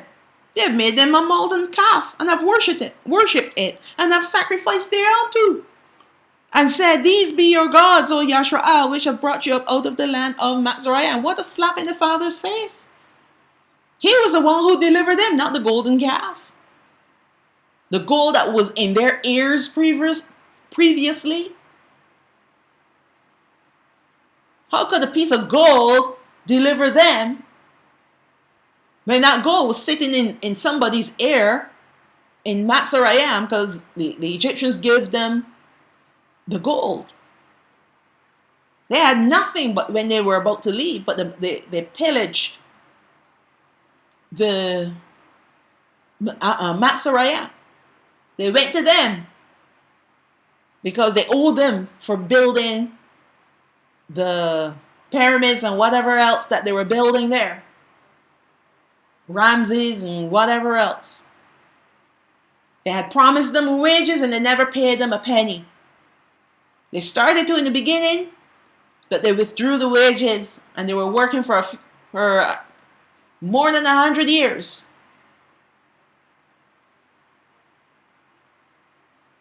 All right? They were working for a very long time without any wages. And on top of that, they took away their houses. All the houses that Yahweh sat, which is Joseph, that had given to them in the beginning, when he died and he was gone, and the last patriarch was gone, which was Levi, and a king rose up in Mizraim that didn't know about the children of Yashrael, and they were multiplying like bunny rabbits. They were multiplying because they were a prolific people. And they were growing stronger in numbers than Mizraim, and they became afraid of them.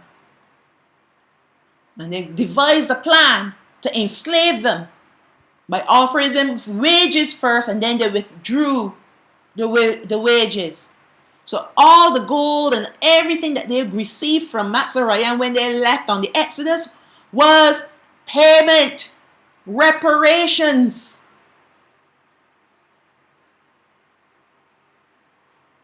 And the same gold they got from Mizraim was the same gold that they made a golden calf, an image of Mizraim, and they called it Yahweh. What an insult. Honestly, if the Father did not see us, the future generation that was going to come from these people, he would have just wiped them off the face of this earth. And he didn't want to do it. But Masha interceded for them. He stood in the gap for them and reminded him of the promise he made to Abraham, to Yitzhak and Yaakov. You made a covenant with these three men. All right, verse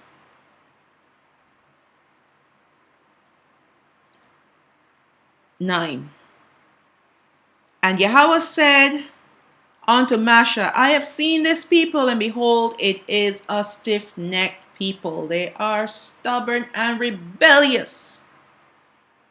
Now therefore let me alone, that my wrath may wax hot against them, that I may consume them, and I will make you a great nation. Let me start over with you, Masha. But then it wouldn't be 12 nations anymore. It would just be one nation. Because Masha is from the tribe of Levi. He's a Levi, a Levite. So he would have not 12 tribes anymore. He would just have one tribe. Verse 11, and Masha besought Yahweh Alahai and said, Yahweh, why is your wrath waxed hot against your people, which you have brought forth out of the land of Mitzrayim with great power and with a mighty hand? Why are you so angry that you want to destroy them all? Now he wasn't being, what's the word? An upstart, speaking this way to the Most High. He was pleading. He was pleading with him. Verse 12, wherefore should Mitzrayim speak and say, for mischief did he bring them out to slay them in the mountains and to consume them from the face of the earth? Turn your fierce wrath and repent of this evil against your people. Again, he was not speaking like an upstart. He wasn't telling the Most High what to do. He was pleading with him. He was pleading with him not to destroy them. He said, turn away your wrath, please.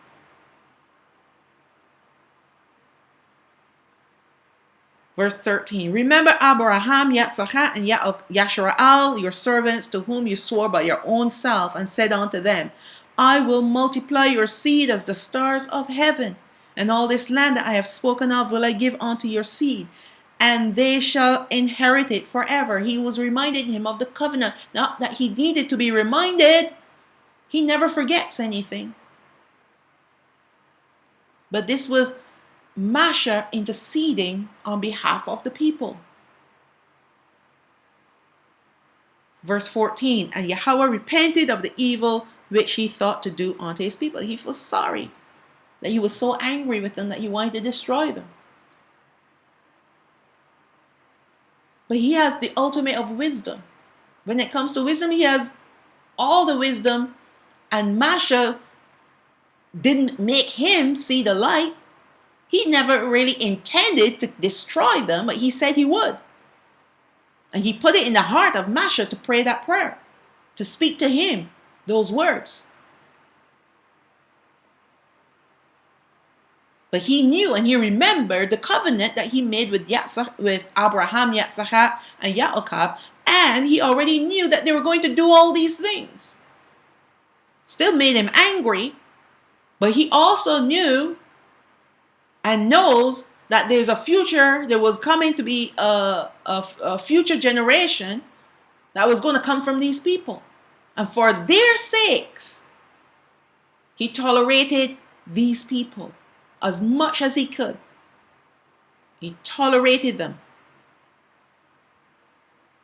Verse 15, and Masha turned and went down from the mount, and the 2 tablets of the testimony were in his hands. The tablets were written on both sides. On the one side and on the other side were they written. And the tablets were the work of Alahayam, and the writing was the writing of Alahayam graven upon the tablets that were written in stone. These 10 laws cannot be changed.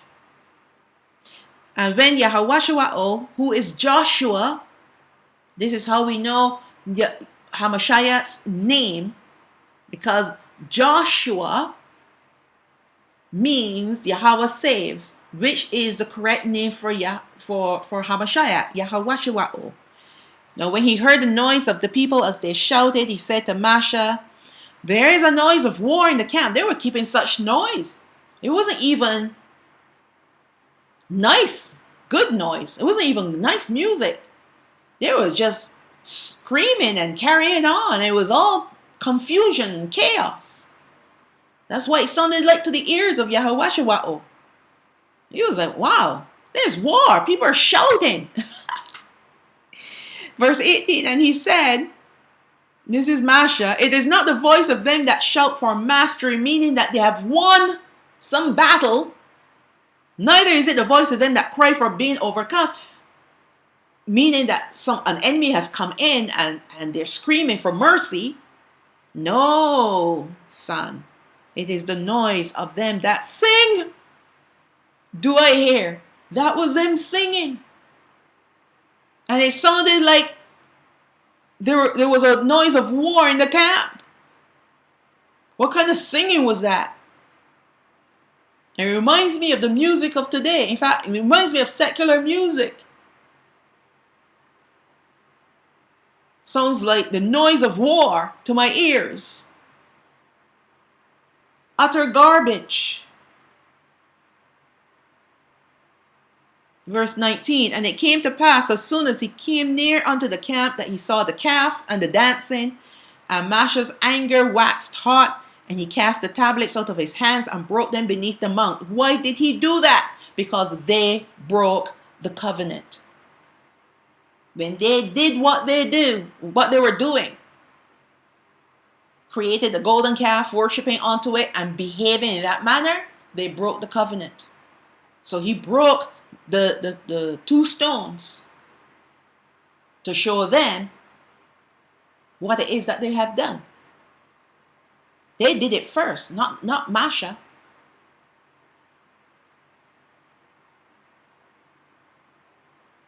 Verse 20, and he took the calf which they had made and burnt it in the fire and ground it to powder and strew it upon the water and made the children of Yashrael drink it.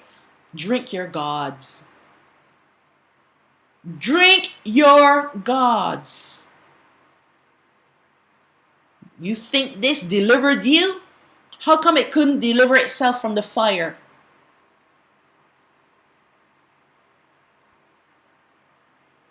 And Masha said unto Ahawaram, verse 21, what did these people do unto you that you have brought such a great sin upon them? He was left in charge along with her. And did he do what he was supposed to do? Be a leader? Be a strong leader?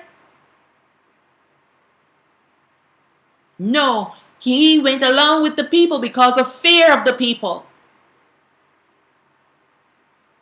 He didn't trust that the Most High would give him the power and the strength to handle these rebels. So he went along with them. That's rebellion too. Verse 22, and Ahawaram said, let not the anger of my Adawan, meaning my master, wax hot. You know the people, that they're set on mischief. Of course he knew the people. That's why he left you in charge, along with a whole tribe of Levites that can put them down, because the Most High would have given them the strength in order to deal with these rebels.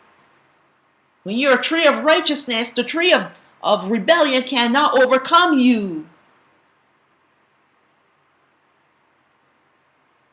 Darkness can never overcome the light. It's the light that overcomes the darkness. So he became darkness just like them. He may not have been partaking of what they were doing, but the fact that he surrendered to their needs and did what they commanded him made him to be just like them.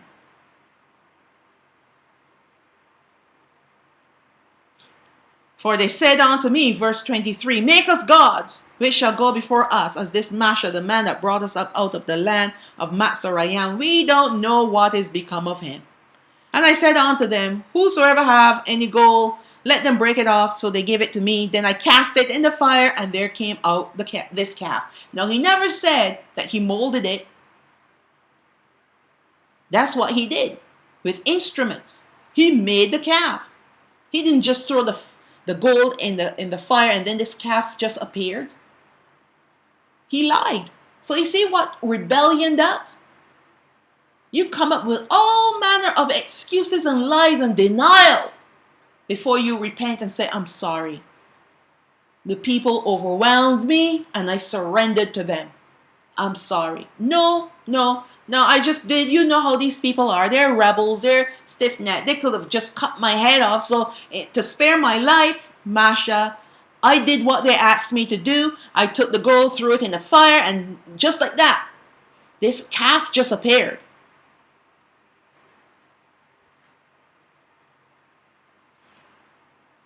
Verse 25, when Masha saw that the people were naked, for Ahawaran made them naked unto their shame among their enemies. He told them what to do. He proclaimed the day, he proclaimed the feast, he made the altar, he made the idol, then he told them to be naked. Verse 26, then Masha stood in the gate of the camp and said, who is on Yahweh's side? Let him come unto me. I want all the trees of righteousness to come unto me. And all the sons of Lawai gathered themselves together unto him, because they didn't like what was going on either. But they couldn't do anything because their leader was permitting it. So now the true leader comes back and he's like, okay, who's on my side? And finally they said, we are on your side. And what was the next thing he said? Verse 27. And he said unto them, thus saith Yahweh al-Hayam of Yashrael, put every man his sword by his side, meaning gird up your swords on your sides, and go in and out from gate to gate throughout the camp, and slay every man his brother, and every man his companion, and every man his neighbor. In other words, go in and start killing these rebels, the worst of the lot, the ones that brought the gold, the ones that were doing the worst of the worst. Go in and kill them off. These are the ones that we don't want with us anymore. Because when I go up the second time, they're going to do the same thing over again. So let's get rid of these rebels, this first batch of rebels. Hopefully the others will learn from their mistakes. And that's why he had to kill them before he went up again the second time. It would have happened again. Verse 28, and the children of Lawai did according to the word of Masha, and there fell of the people that day about 3,000 men. They killed 3,000 of their own people. You got people talking about, oh, I'm Hebrew Israelite, hear me roar. All right? It's not about your blood type. It's not about your titles. It's about righteousness. If you're a rebel, he's going to cut you off. Just like he cut off his own people in the wilderness. He destroyed all of them, by the way. Only their children saw the promised land, plus 2 people and their families. The only 2 spies that came back with a good report.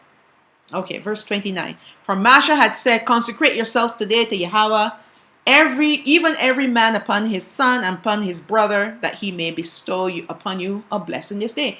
The Most High was about to bless them. Yes, he was. And what did they receive in exchange? What did they receive instead? Not in exchange. What did they receive instead? A good whooping. 3,000 men fell that day. Verse 30, and it came to pass on the next day that Masha said unto the people, you have sinned a great sin, and now I will go up to Yahweh, peradventure, perhaps I shall make an atonement for your sin. I'll go and plead for your cause, so you wouldn't destroy all y'all and me in the midst. Verse 31, and Masha returned unto Yahweh and said, oh, this people have sinned a great sin and have made themselves gods of gold. 1 calf, but they still call it gods. Yet now if you will forgive their sin, and then he left it off there. And if not, blot me out, I pray you, out of your book which you have written. This is him interceding for them. He's putting his life on the line here for them. He's standing in the gap on behalf of these rebellious people that complained and made his life a misery. Yet he did it because he knew that the Most High loved them. And he loved the Most High. Verse 34. Verse 33. And Yahweh said unto Mashah, whosoever have sinned against me, him will I blot out of my book. Now what does that sound like to you? That's his book of life.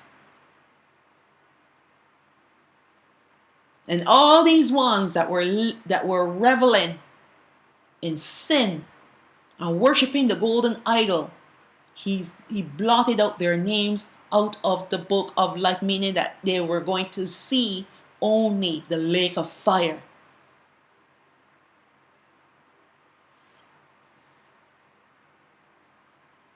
Verse 34, therefore go, lead the people unto the place of which I have spoken unto you.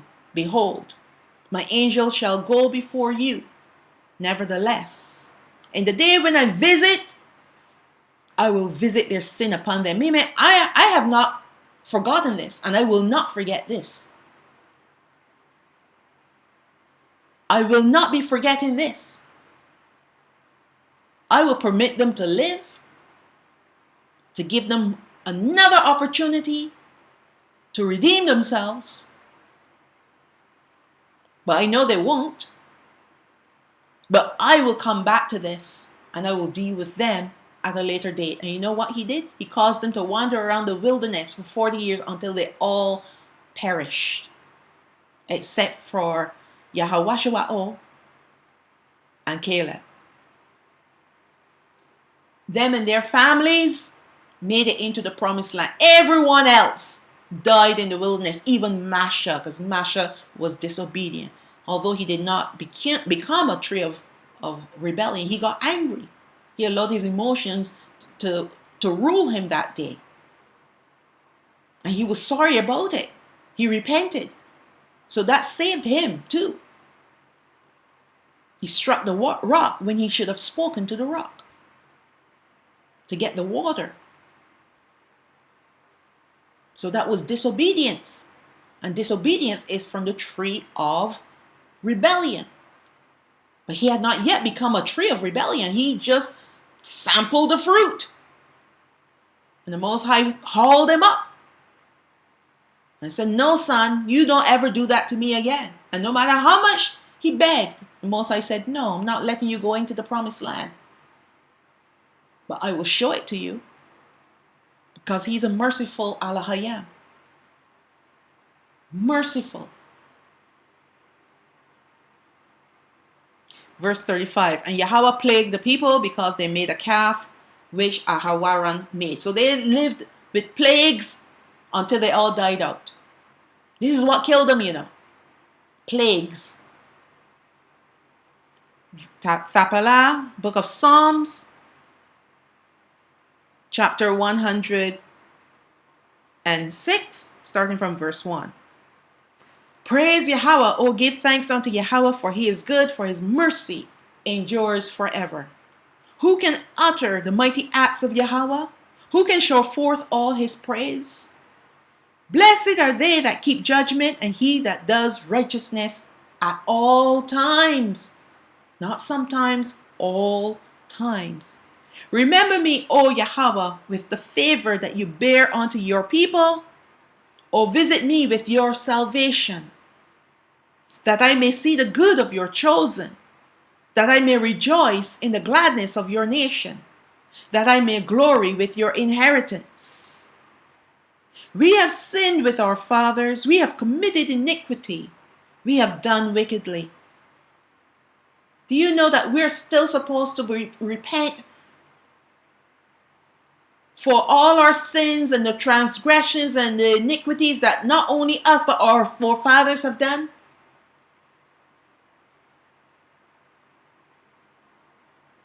All right, verse 7. Our fathers understood not your wonders in Matzorayim. They remembered not the multitude of your mercies, but provoked him at the sea, even at the Red Sea.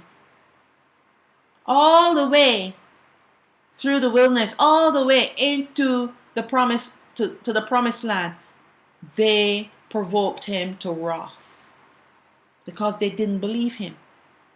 They didn't love him. They loved the idol that was hiding in their hearts, the golden calf.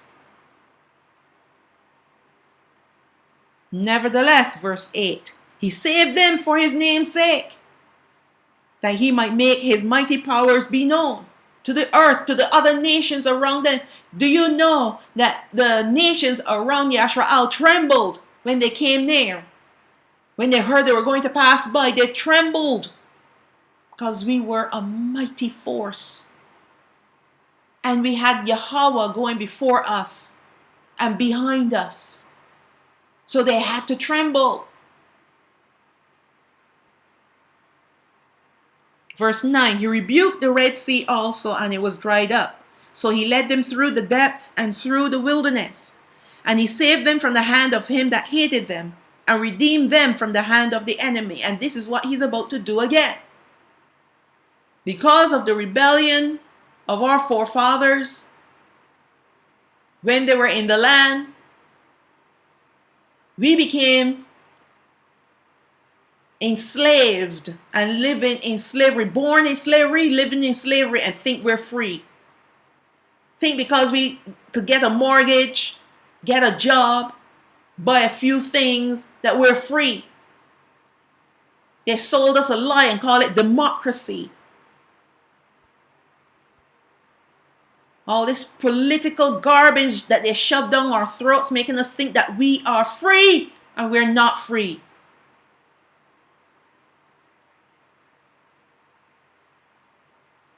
We've been hated from the day one. Everything that is done and established in this world has been set up to keep us away from the truth of knowing who we are. It's not about the other nations and the other countries. All these different things that you're hearing about, the wars and rumors of wars and all these different agendas that you're seeing unfolding is not really anything but to entertain, to bring fear, and to keep us from knowing who we are. And if they could, they would stop us from leaving. And that's the agenda. They want us to keep worshiping their gods, because once we do that, we're back in the darkness. So they set up now gatekeepers. And this is the one thing that blows my mind, that people cannot see them for who they really are. Nothing more than gatekeepers, entertainers, to keep us entertained so that we cannot focus on the truth that is coming out, that the Most High wants us to see. But we're entertained by these entertainers, thinking that because they look like us and they're proclaiming themselves to be us, that somehow we have someone standing on our behalf. We're always still looking for a king except the Most High. I don't want them to be my king. I don't want them to help me. I don't want them to go and proclaim anything on my behalf. The Most High, he's going to do it all himself, because he must get the glory. But you're there glorifying these gatekeepers, these Canaanites, because that's what they are. They're Canaanites. They're not us. As soon as you see the color black, the Negro looking person, you automatically think they're us. How stupid can we be? Do you not know the original race was all Negro? All the other colors came in because of the places that they had to live. And their bodies learned to adapt and change and mutated to match the climate that they were living in. You live in a hot country, you need more melatonin. than someone who live up north in the winter time. You don't need melatonin up north in those wintry countries. Anyways, you're proclaiming gatekeepers, Canaanites, as our brethren. And let's support them in their cause. Never heard such nonsense in all the days that I've been living. I mean, like, how blind could we be? How blind and how stupid can we be? Take your eyes off the entertainment industry and put your eyes on the Most High.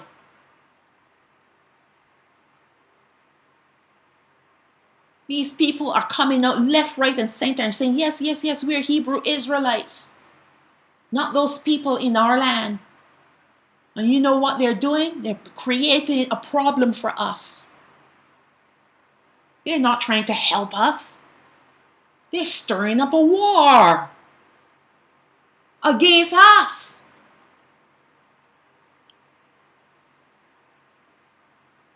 And you're there clapping them on the back and saying, good job, brother. Good job, bro. Welcome to the pack. How stupid can you be to believe anything that comes out of those people's mouths? They were raised up to be gatekeepers. Raised up to keep us dumbed down and still. And we make their pockets fat with wealth. In fact, not their pockets, the people that own them. Because they don't have anything. They're just poster boys. Poster children for whoever is ruling over them. They're puppet masters. They're the puppets, and the puppet masters are getting rich off the money that we pour in their pockets when you go buy their music and their garbage clothing full of satanic symbols. And you wonder why you cannot advance in life? Why you got so much misery in your life? Why you're being tormented with demons day and night? All right, I leave that alone. Okay, let's move on. Verse 11. And the waters covered their enemies. There was none of them left. And they saw it. And they believed his words and sang his praise because it was fresh. That just happened. Verse 13. They soon forgot his words. They waited not for his counsel. No. Why wait for his counsel? We want it now. Verse 14. But lusted exceedingly in the wilderness and tempted Elohim in the desert. And he gave them their requests, but sent leanness unto their soul. Oh, he gave it to them, but he's like, you know what? I'm going to kill you off. I'm done with you. Done with you. Verse 16. They envied Masha also in the camp, and Ahawaran the saint of Yahweh. Can you imagine? All the misery that they put Masha through. They wanted to steal Masha's leadership. They wanted to be leaders. Dathan, Abiram, Korah, all of them, they wanted to be leaders in the camp. Plus the 250 princes, the leaders in the camp. They wanted to steal his leadership. This is what rebellion does. Oh, why does he have to be the leader? He's getting all the props. He's getting all the privileges. And we are sitting back here and taking his orders. Why do we have to take his orders? Then why did you not go up to the mountain and get the laws yourself? How about that? Verse 17. The earth opened and swallowed up Dathan and covered the company of Abiram. Korah was there too. Verse 18, and a fire was kindled in their company, and the flame burned up the wicked. And that was the 250 princes that the Most High said to them, go and burn incense unto me, and I will show you who I am for and who I'm against. And the same fire that they lit in their censers, burnt every single one of them to bits, to ash. It's wickedness, absolute wickedness.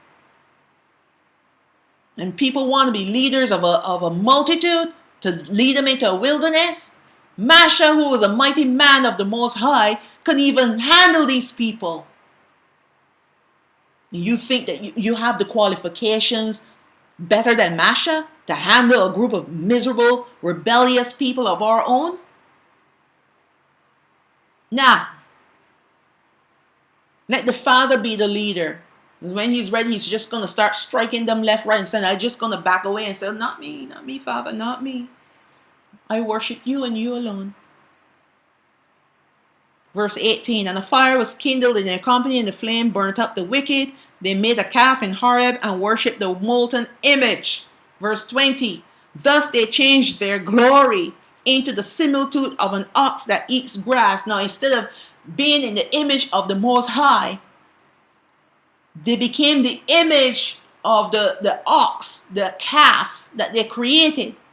The Most High gave them an opportunity to be transformed into his image by telling them to consecrate themselves for 3 days and then come up to the mountain so that I can write the laws on your heart and in your minds. But no, they didn't want that, because they want to keep worshiping the ox.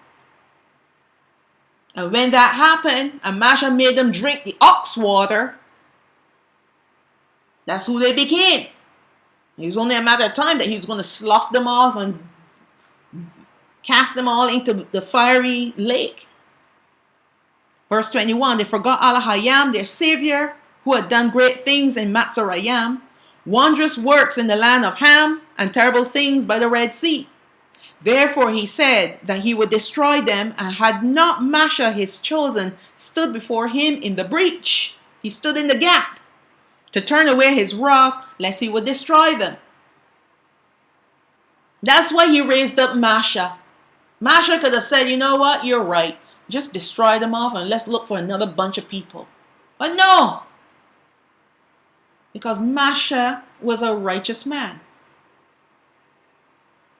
Verse 24, yet they despised the pleasant land. They believed not his words, but murmured in their tents and hearkened not unto the voice of Yahweh. When he sent the 12 spies to spy out the land, they all came back. 10 says, no, we cannot take the giants. There are too many giants. We're like grasshoppers. 2 said, but wait, hello.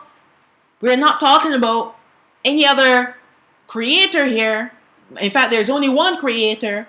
All these other gods, they're nothing compared to our creator, to our HaMashayach. And if he says we can go into the land and we can take it, even the giants, he will go before us and destroy them for us.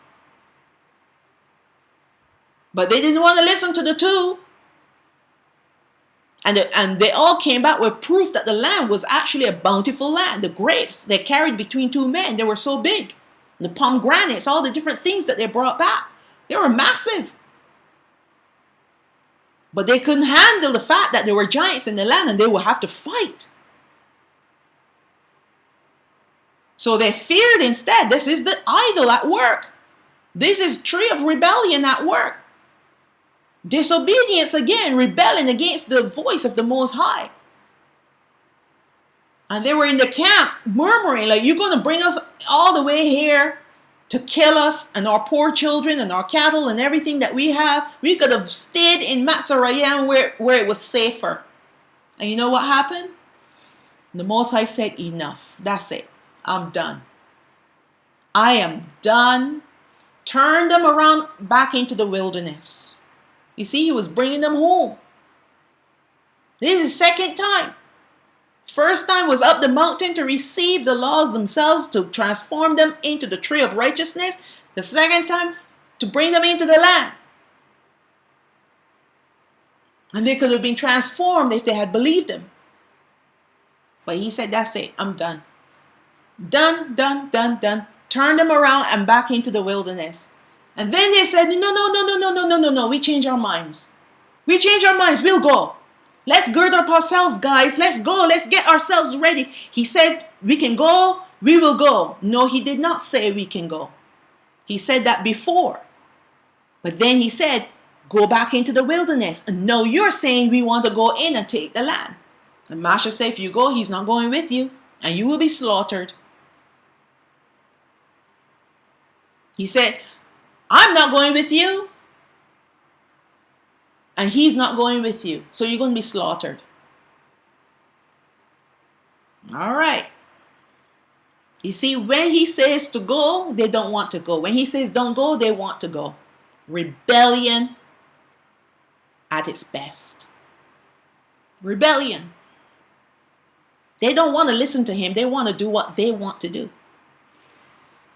Verse 21. We passed that. Verse 25. Therefore he lifted up his hand against them to overthrow them in the wilderness, to overthrow their seed also among the nations, because after their children went into the promised land, they became just as bad as their parents, if not worse. And to scatter them in the lands, that's what he had to do all the time. He kept scattering them to the lands of their enemies, become slaves. Then they'll cry out and he'll deliver them and then bring them back. Oh, verse 26. To overthrow their seed also among the nations and to scatter them in the lands. Verse 27. They joined themselves also unto Baal Peor and ate the sacrifices of the dead. Who is Baal Peor? He is the god of I believe it's the Moabites. A nasty god, the god of lust. Baal, which means Lord. Peor means gap, a hole. And how many holes do you have on your body? All right. That's what these people were worshiping. It was a lustful, sexually lustful God. Not lustful for money, lustful for the flesh. Licentious. I think that's the correct word. That's what they were doing. They were doing all manner of unclean things in the bedroom. And then they were eating the sacrifices of the dead. They were worshiping the dead. Offering sacrifices to them and then turn around eating them as if that was their God. Thus they provoked him to anger with their inventions, and the plague broke in upon them. Then stood up Payanachas, which is Phinehas, and executed judgment, and so the plague was stayed. And what he did is he used a javelin and drove it through this prince, this leader in the camp, and his Moabite, I believe she was Moabite, but she was from another wicked nation. He was married to her. And he was flaunting it before the Most High. And along with the few others that were doing it. But he was the worst of the lot. He was flaunting. He's like, this is my wife. You can't tell me what to do. He took her into the camp. And Phinehas grabbed a javelin. Because the Most High caused a plague to break out in the camp. And he went into their tent. And he drove the javelin through him and her on one javelin. That's how angry Phinehas was.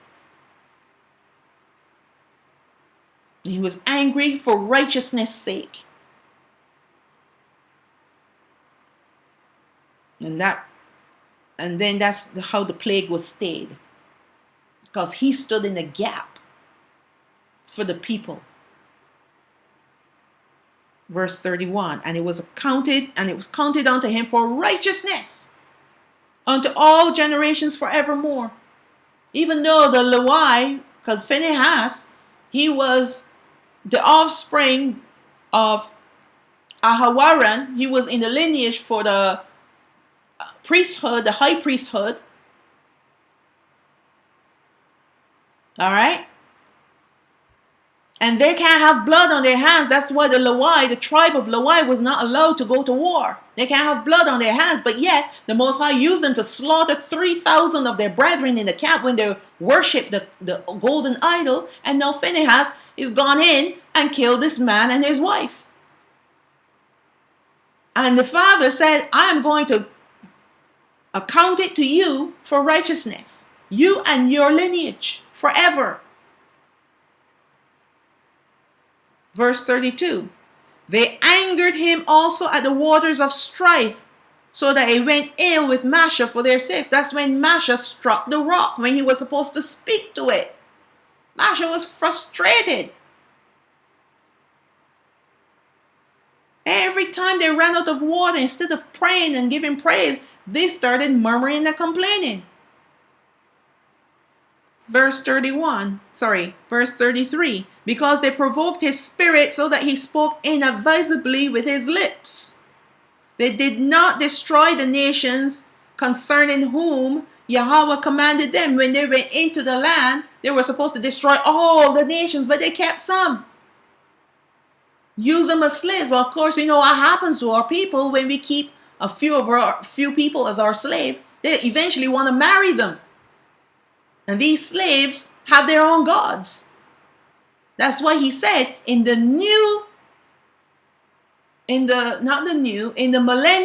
millennial reign of HaMashayach, with all the other nations on the earth, nobody can worship anyone else or anything else but him.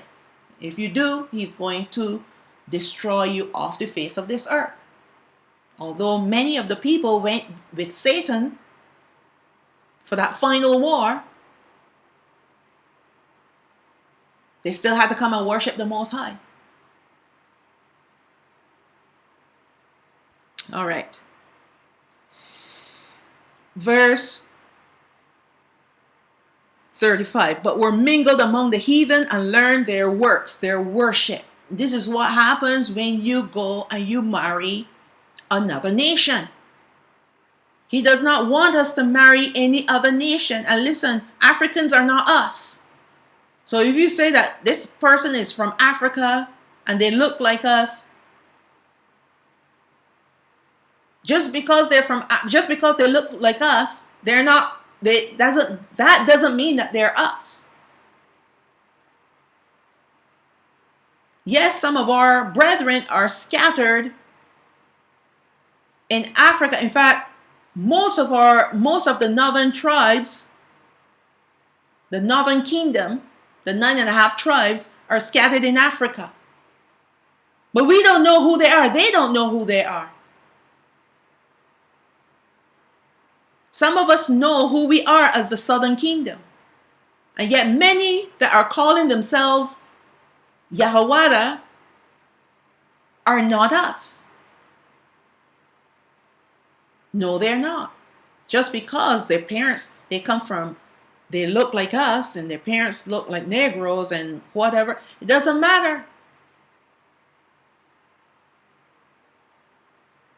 We have a lot of Canaanites that look like us. We have a lot of Edomites that look like us. How you will know if you are from Yahweh or not, or from the southern kingdom, the Most High will tell you.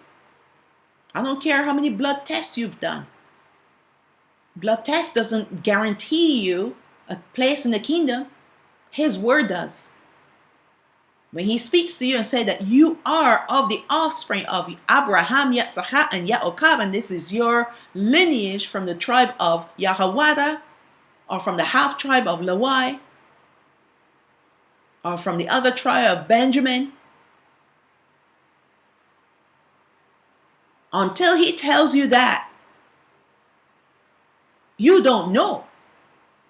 And let me give you this hint too. Let me give you this hint. You will know if you are of the offspring of any of those 2.5 tribes called the Southern Kingdom, if your heart loves the Most High and you are willing to do all his commandments, to obey all of his commandments. End of story. End of story. If you have a problem with his commandments and keeping them, or keeping Shabbat, and you're thinking, oh, we can fix it all in the wilderness. If you think that just because you look in the mirror and you look like a Negro and that's sufficient for you, you seriously need to wake up. You're still sleeping. A true Yashraal and a true called of the Most High, a true chosen of Yashraal, Yahawada, the southern kingdom, is a person who loves the Most High with all their heart, with all their mind, and with all their soul, and with all their strength, and they will walk in obedience to everything He says to do. There are no exceptions. And they purpose their hearts to be in covenant with Him, and all that He says to do, they will do. That's how you know that you are of the 12 tribes. That's how you will know that you are of the southern kingdom. You don't understand why, but you want to give away everything, sell off everything, whatever, because you want to walk righteously. You realize that these things are drawing you away into the darkness. You want to be in the light. Can't explain it. But let me explain this to you. You are called. You're feeling the call into the light, and He's drawing you and pulling you into the light. He's saying, in order for you to come over here, you're going to have to give up all this stuff that's anchoring you down in darkness. That's how you know when you are the offspring of Abraham, Yitzhak, and Yaakov. Obedience. Okay, let's move on. Verse 36. They served their idols, which were a snare unto them. Yeah, they sacrificed their sons and their daughters unto devils. And we still doing it today. Verse 38. You let your child go to public school. At this point of time, in this era, with all this wickedness happening, you allow your children to still go to public school, where you have all manner of wicked people teaching them all manner of wickedness. Verse 38. And innocent blood, even the blood of their sons and of their daughters, whom they sacrificed unto the idols of Canaan. And the land was polluted with blood. That's why we can't go back in our land yet. Verse 39. Thus were they defiled with their own works, their own worship, pagan worship, and went a whoring with their own inventions. Therefore was the wrath of Yahweh kindled against His people, insomuch that He abhorred His own inheritance. He hated His own inheritance. And He gave them into the hand of the heathen. And they that hated them ruled over them. Their enemies also oppressed them, and they were brought into subjection under their hand. No matter how badly we get treated, we still want to side with our enemies. We still want to live like them. He wants to give us freedom. The Most High wants to give us freedom. We want to stay in captivity because we have a mortgage to pay. We have a house. We have a career. We have a position. We can't give that up. We can't give these things up. This is our life.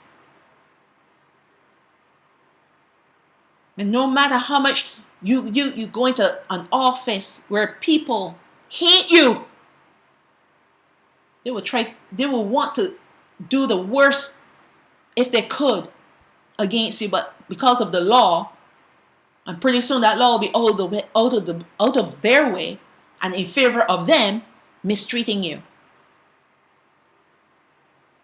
Every time you turn on, you see on social media. And I don't go on social media. I just go on YouTube. I don't go on the other stuff because to me, I could not be bothered.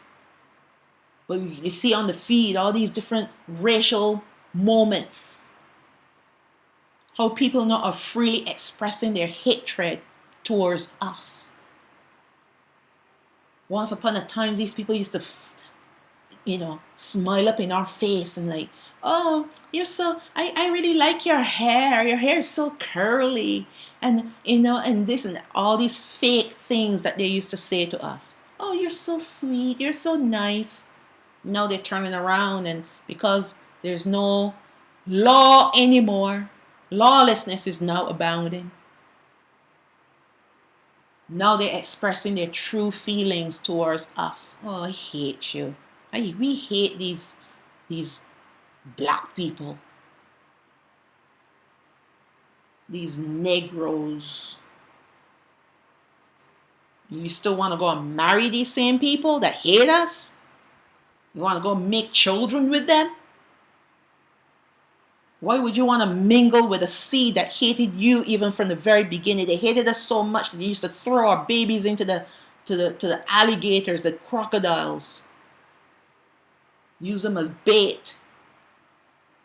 Skin our men alive and make shoes out of their skin. You want to marry those kinds of people that hated us so much? You think their offspring will be any different? You may have one or two that wake up, that have woken up to the reality of what's coming for them. But the true test of their heart will be the tribulation and the great tribulation that they all have to go through. Every single one of them. All right. Verse 43. Many times did he deliver them, but they provoked him with their counsel and were brought low for their iniquity, because all their counsel that they walked in was against his laws and his commandments. It was always the counsel of the heathen that they walked in. Wickedness. Verse 44. Nevertheless, he regarded their affliction when he heard their cry, and he remembered them for his covenant and repented according to the multitude of his mercies. We need to give him thanks and praises that he is such a merciful HaMashayach, that no matter how wicked we are, that he did not wipe us off the face of the earth. Yes, he cast us off in amongst the heathens where we long to be, because we want to be like them. He said, you want to be like them? Okay, go ahead and live with them and tell me if you really like it. And then when we don't like it, we cry out to him, oh, help us, help us. Then he comes and he helps us. And then we start the ball all over again. That's rebellion. Because that idol that is in the heart has not been dealt with. Verse 46. He made them also be pitied of all those that carried them away as captives. Thankfully, not all the people that took us away as captives treated us badly. Thank goodness for that. Some of them pitied us. But we still lived as captives though. We still lived as slaves to these people. Verse 47. Save us, O Yahweh Elohayana, and gather us from among the heathen. This is the cry of our hearts today.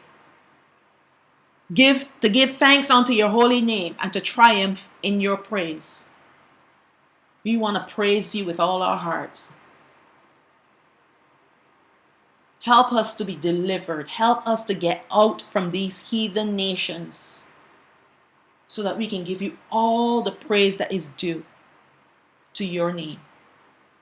Verse 48. Blessed be Yahweh Elohayim of Yashrael from everlasting to everlasting. And let the people say, Amen, not Amen. Amen is a fallen deity. Amen means believe. Praise you, Yahweh. You say a prayer to the Father and then you end it with Amen. And Amen is a fallen deity. End it with Aman, means to believe. You need to believe that the prayer that you've just prayed will be heard by the Most High and he will act on it. Our forefathers that left Matzarayim were walking, talking trees of rebellion, yet not all of them. There were some righteous ones amongst them, who with sincerity of heart believed HaMashayach and were obedient to him. No matter what Yahweh did for his people, they always fell into sin due to their stubbornness and the rebellion that was in their hearts, proving them to be the rebels that they were. They would praise him when life was good, but murmured and complained when the slightest difficulty came their way. And for that reason, Yahweh caused them to wander in the wilderness until that generation perished. Meaning, that's it. Their names were blotted out. It was their children that made it to the promised land, a land flowing with milk and honey, with richness and sweetness. HaMashayach spoke to the generation that never saw or experienced slavery, commanding them to veer away from their fathers' idols and pagan worship. For a season they obeyed, but soon, once again, they too fell into the same sins of their fathers, which meant that they did not deal with the idolatry hidden in their hearts. Their lips spoke one thing, but they eventually fell prey to their secret pagan desires. Let me ask you a question today. Which tree are you? Who's sitting on the throne of your heart? Are you obedient to the Most High? Are you walking in his commandments, obeying his laws? Do you love him? Or do you love the things of this world more? Do you put him first in your life? Or do you put the things in this world before him? Oh, I have to do this first before I can come and serve him. Because I know once I serve him, I'm going to have to give up these things. So these things, Mammon, the golden calf, is your idol, is who you worship. So we know once you have that creature sitting on the throne of your heart, you are not a tree of righteousness. You are a tree of rebellion. Because it starts with one thing, and then that one thing, it becomes many things that you will do against the Most High. So it goes back now to the initial question. Which tree are you? You got to do some deep searching in your hearts to figure that one out. Because you can say with your lips, I am for the Most High. But you go and do the opposite of what he said to do. And with that, that's the ending of this part 2. And I leave that for you to ponder on, pray on, because these are some serious times. The Father's not coming back for rebels. He's not dealing with rebels this time around. He's going to just destroy the rebels from amongst us.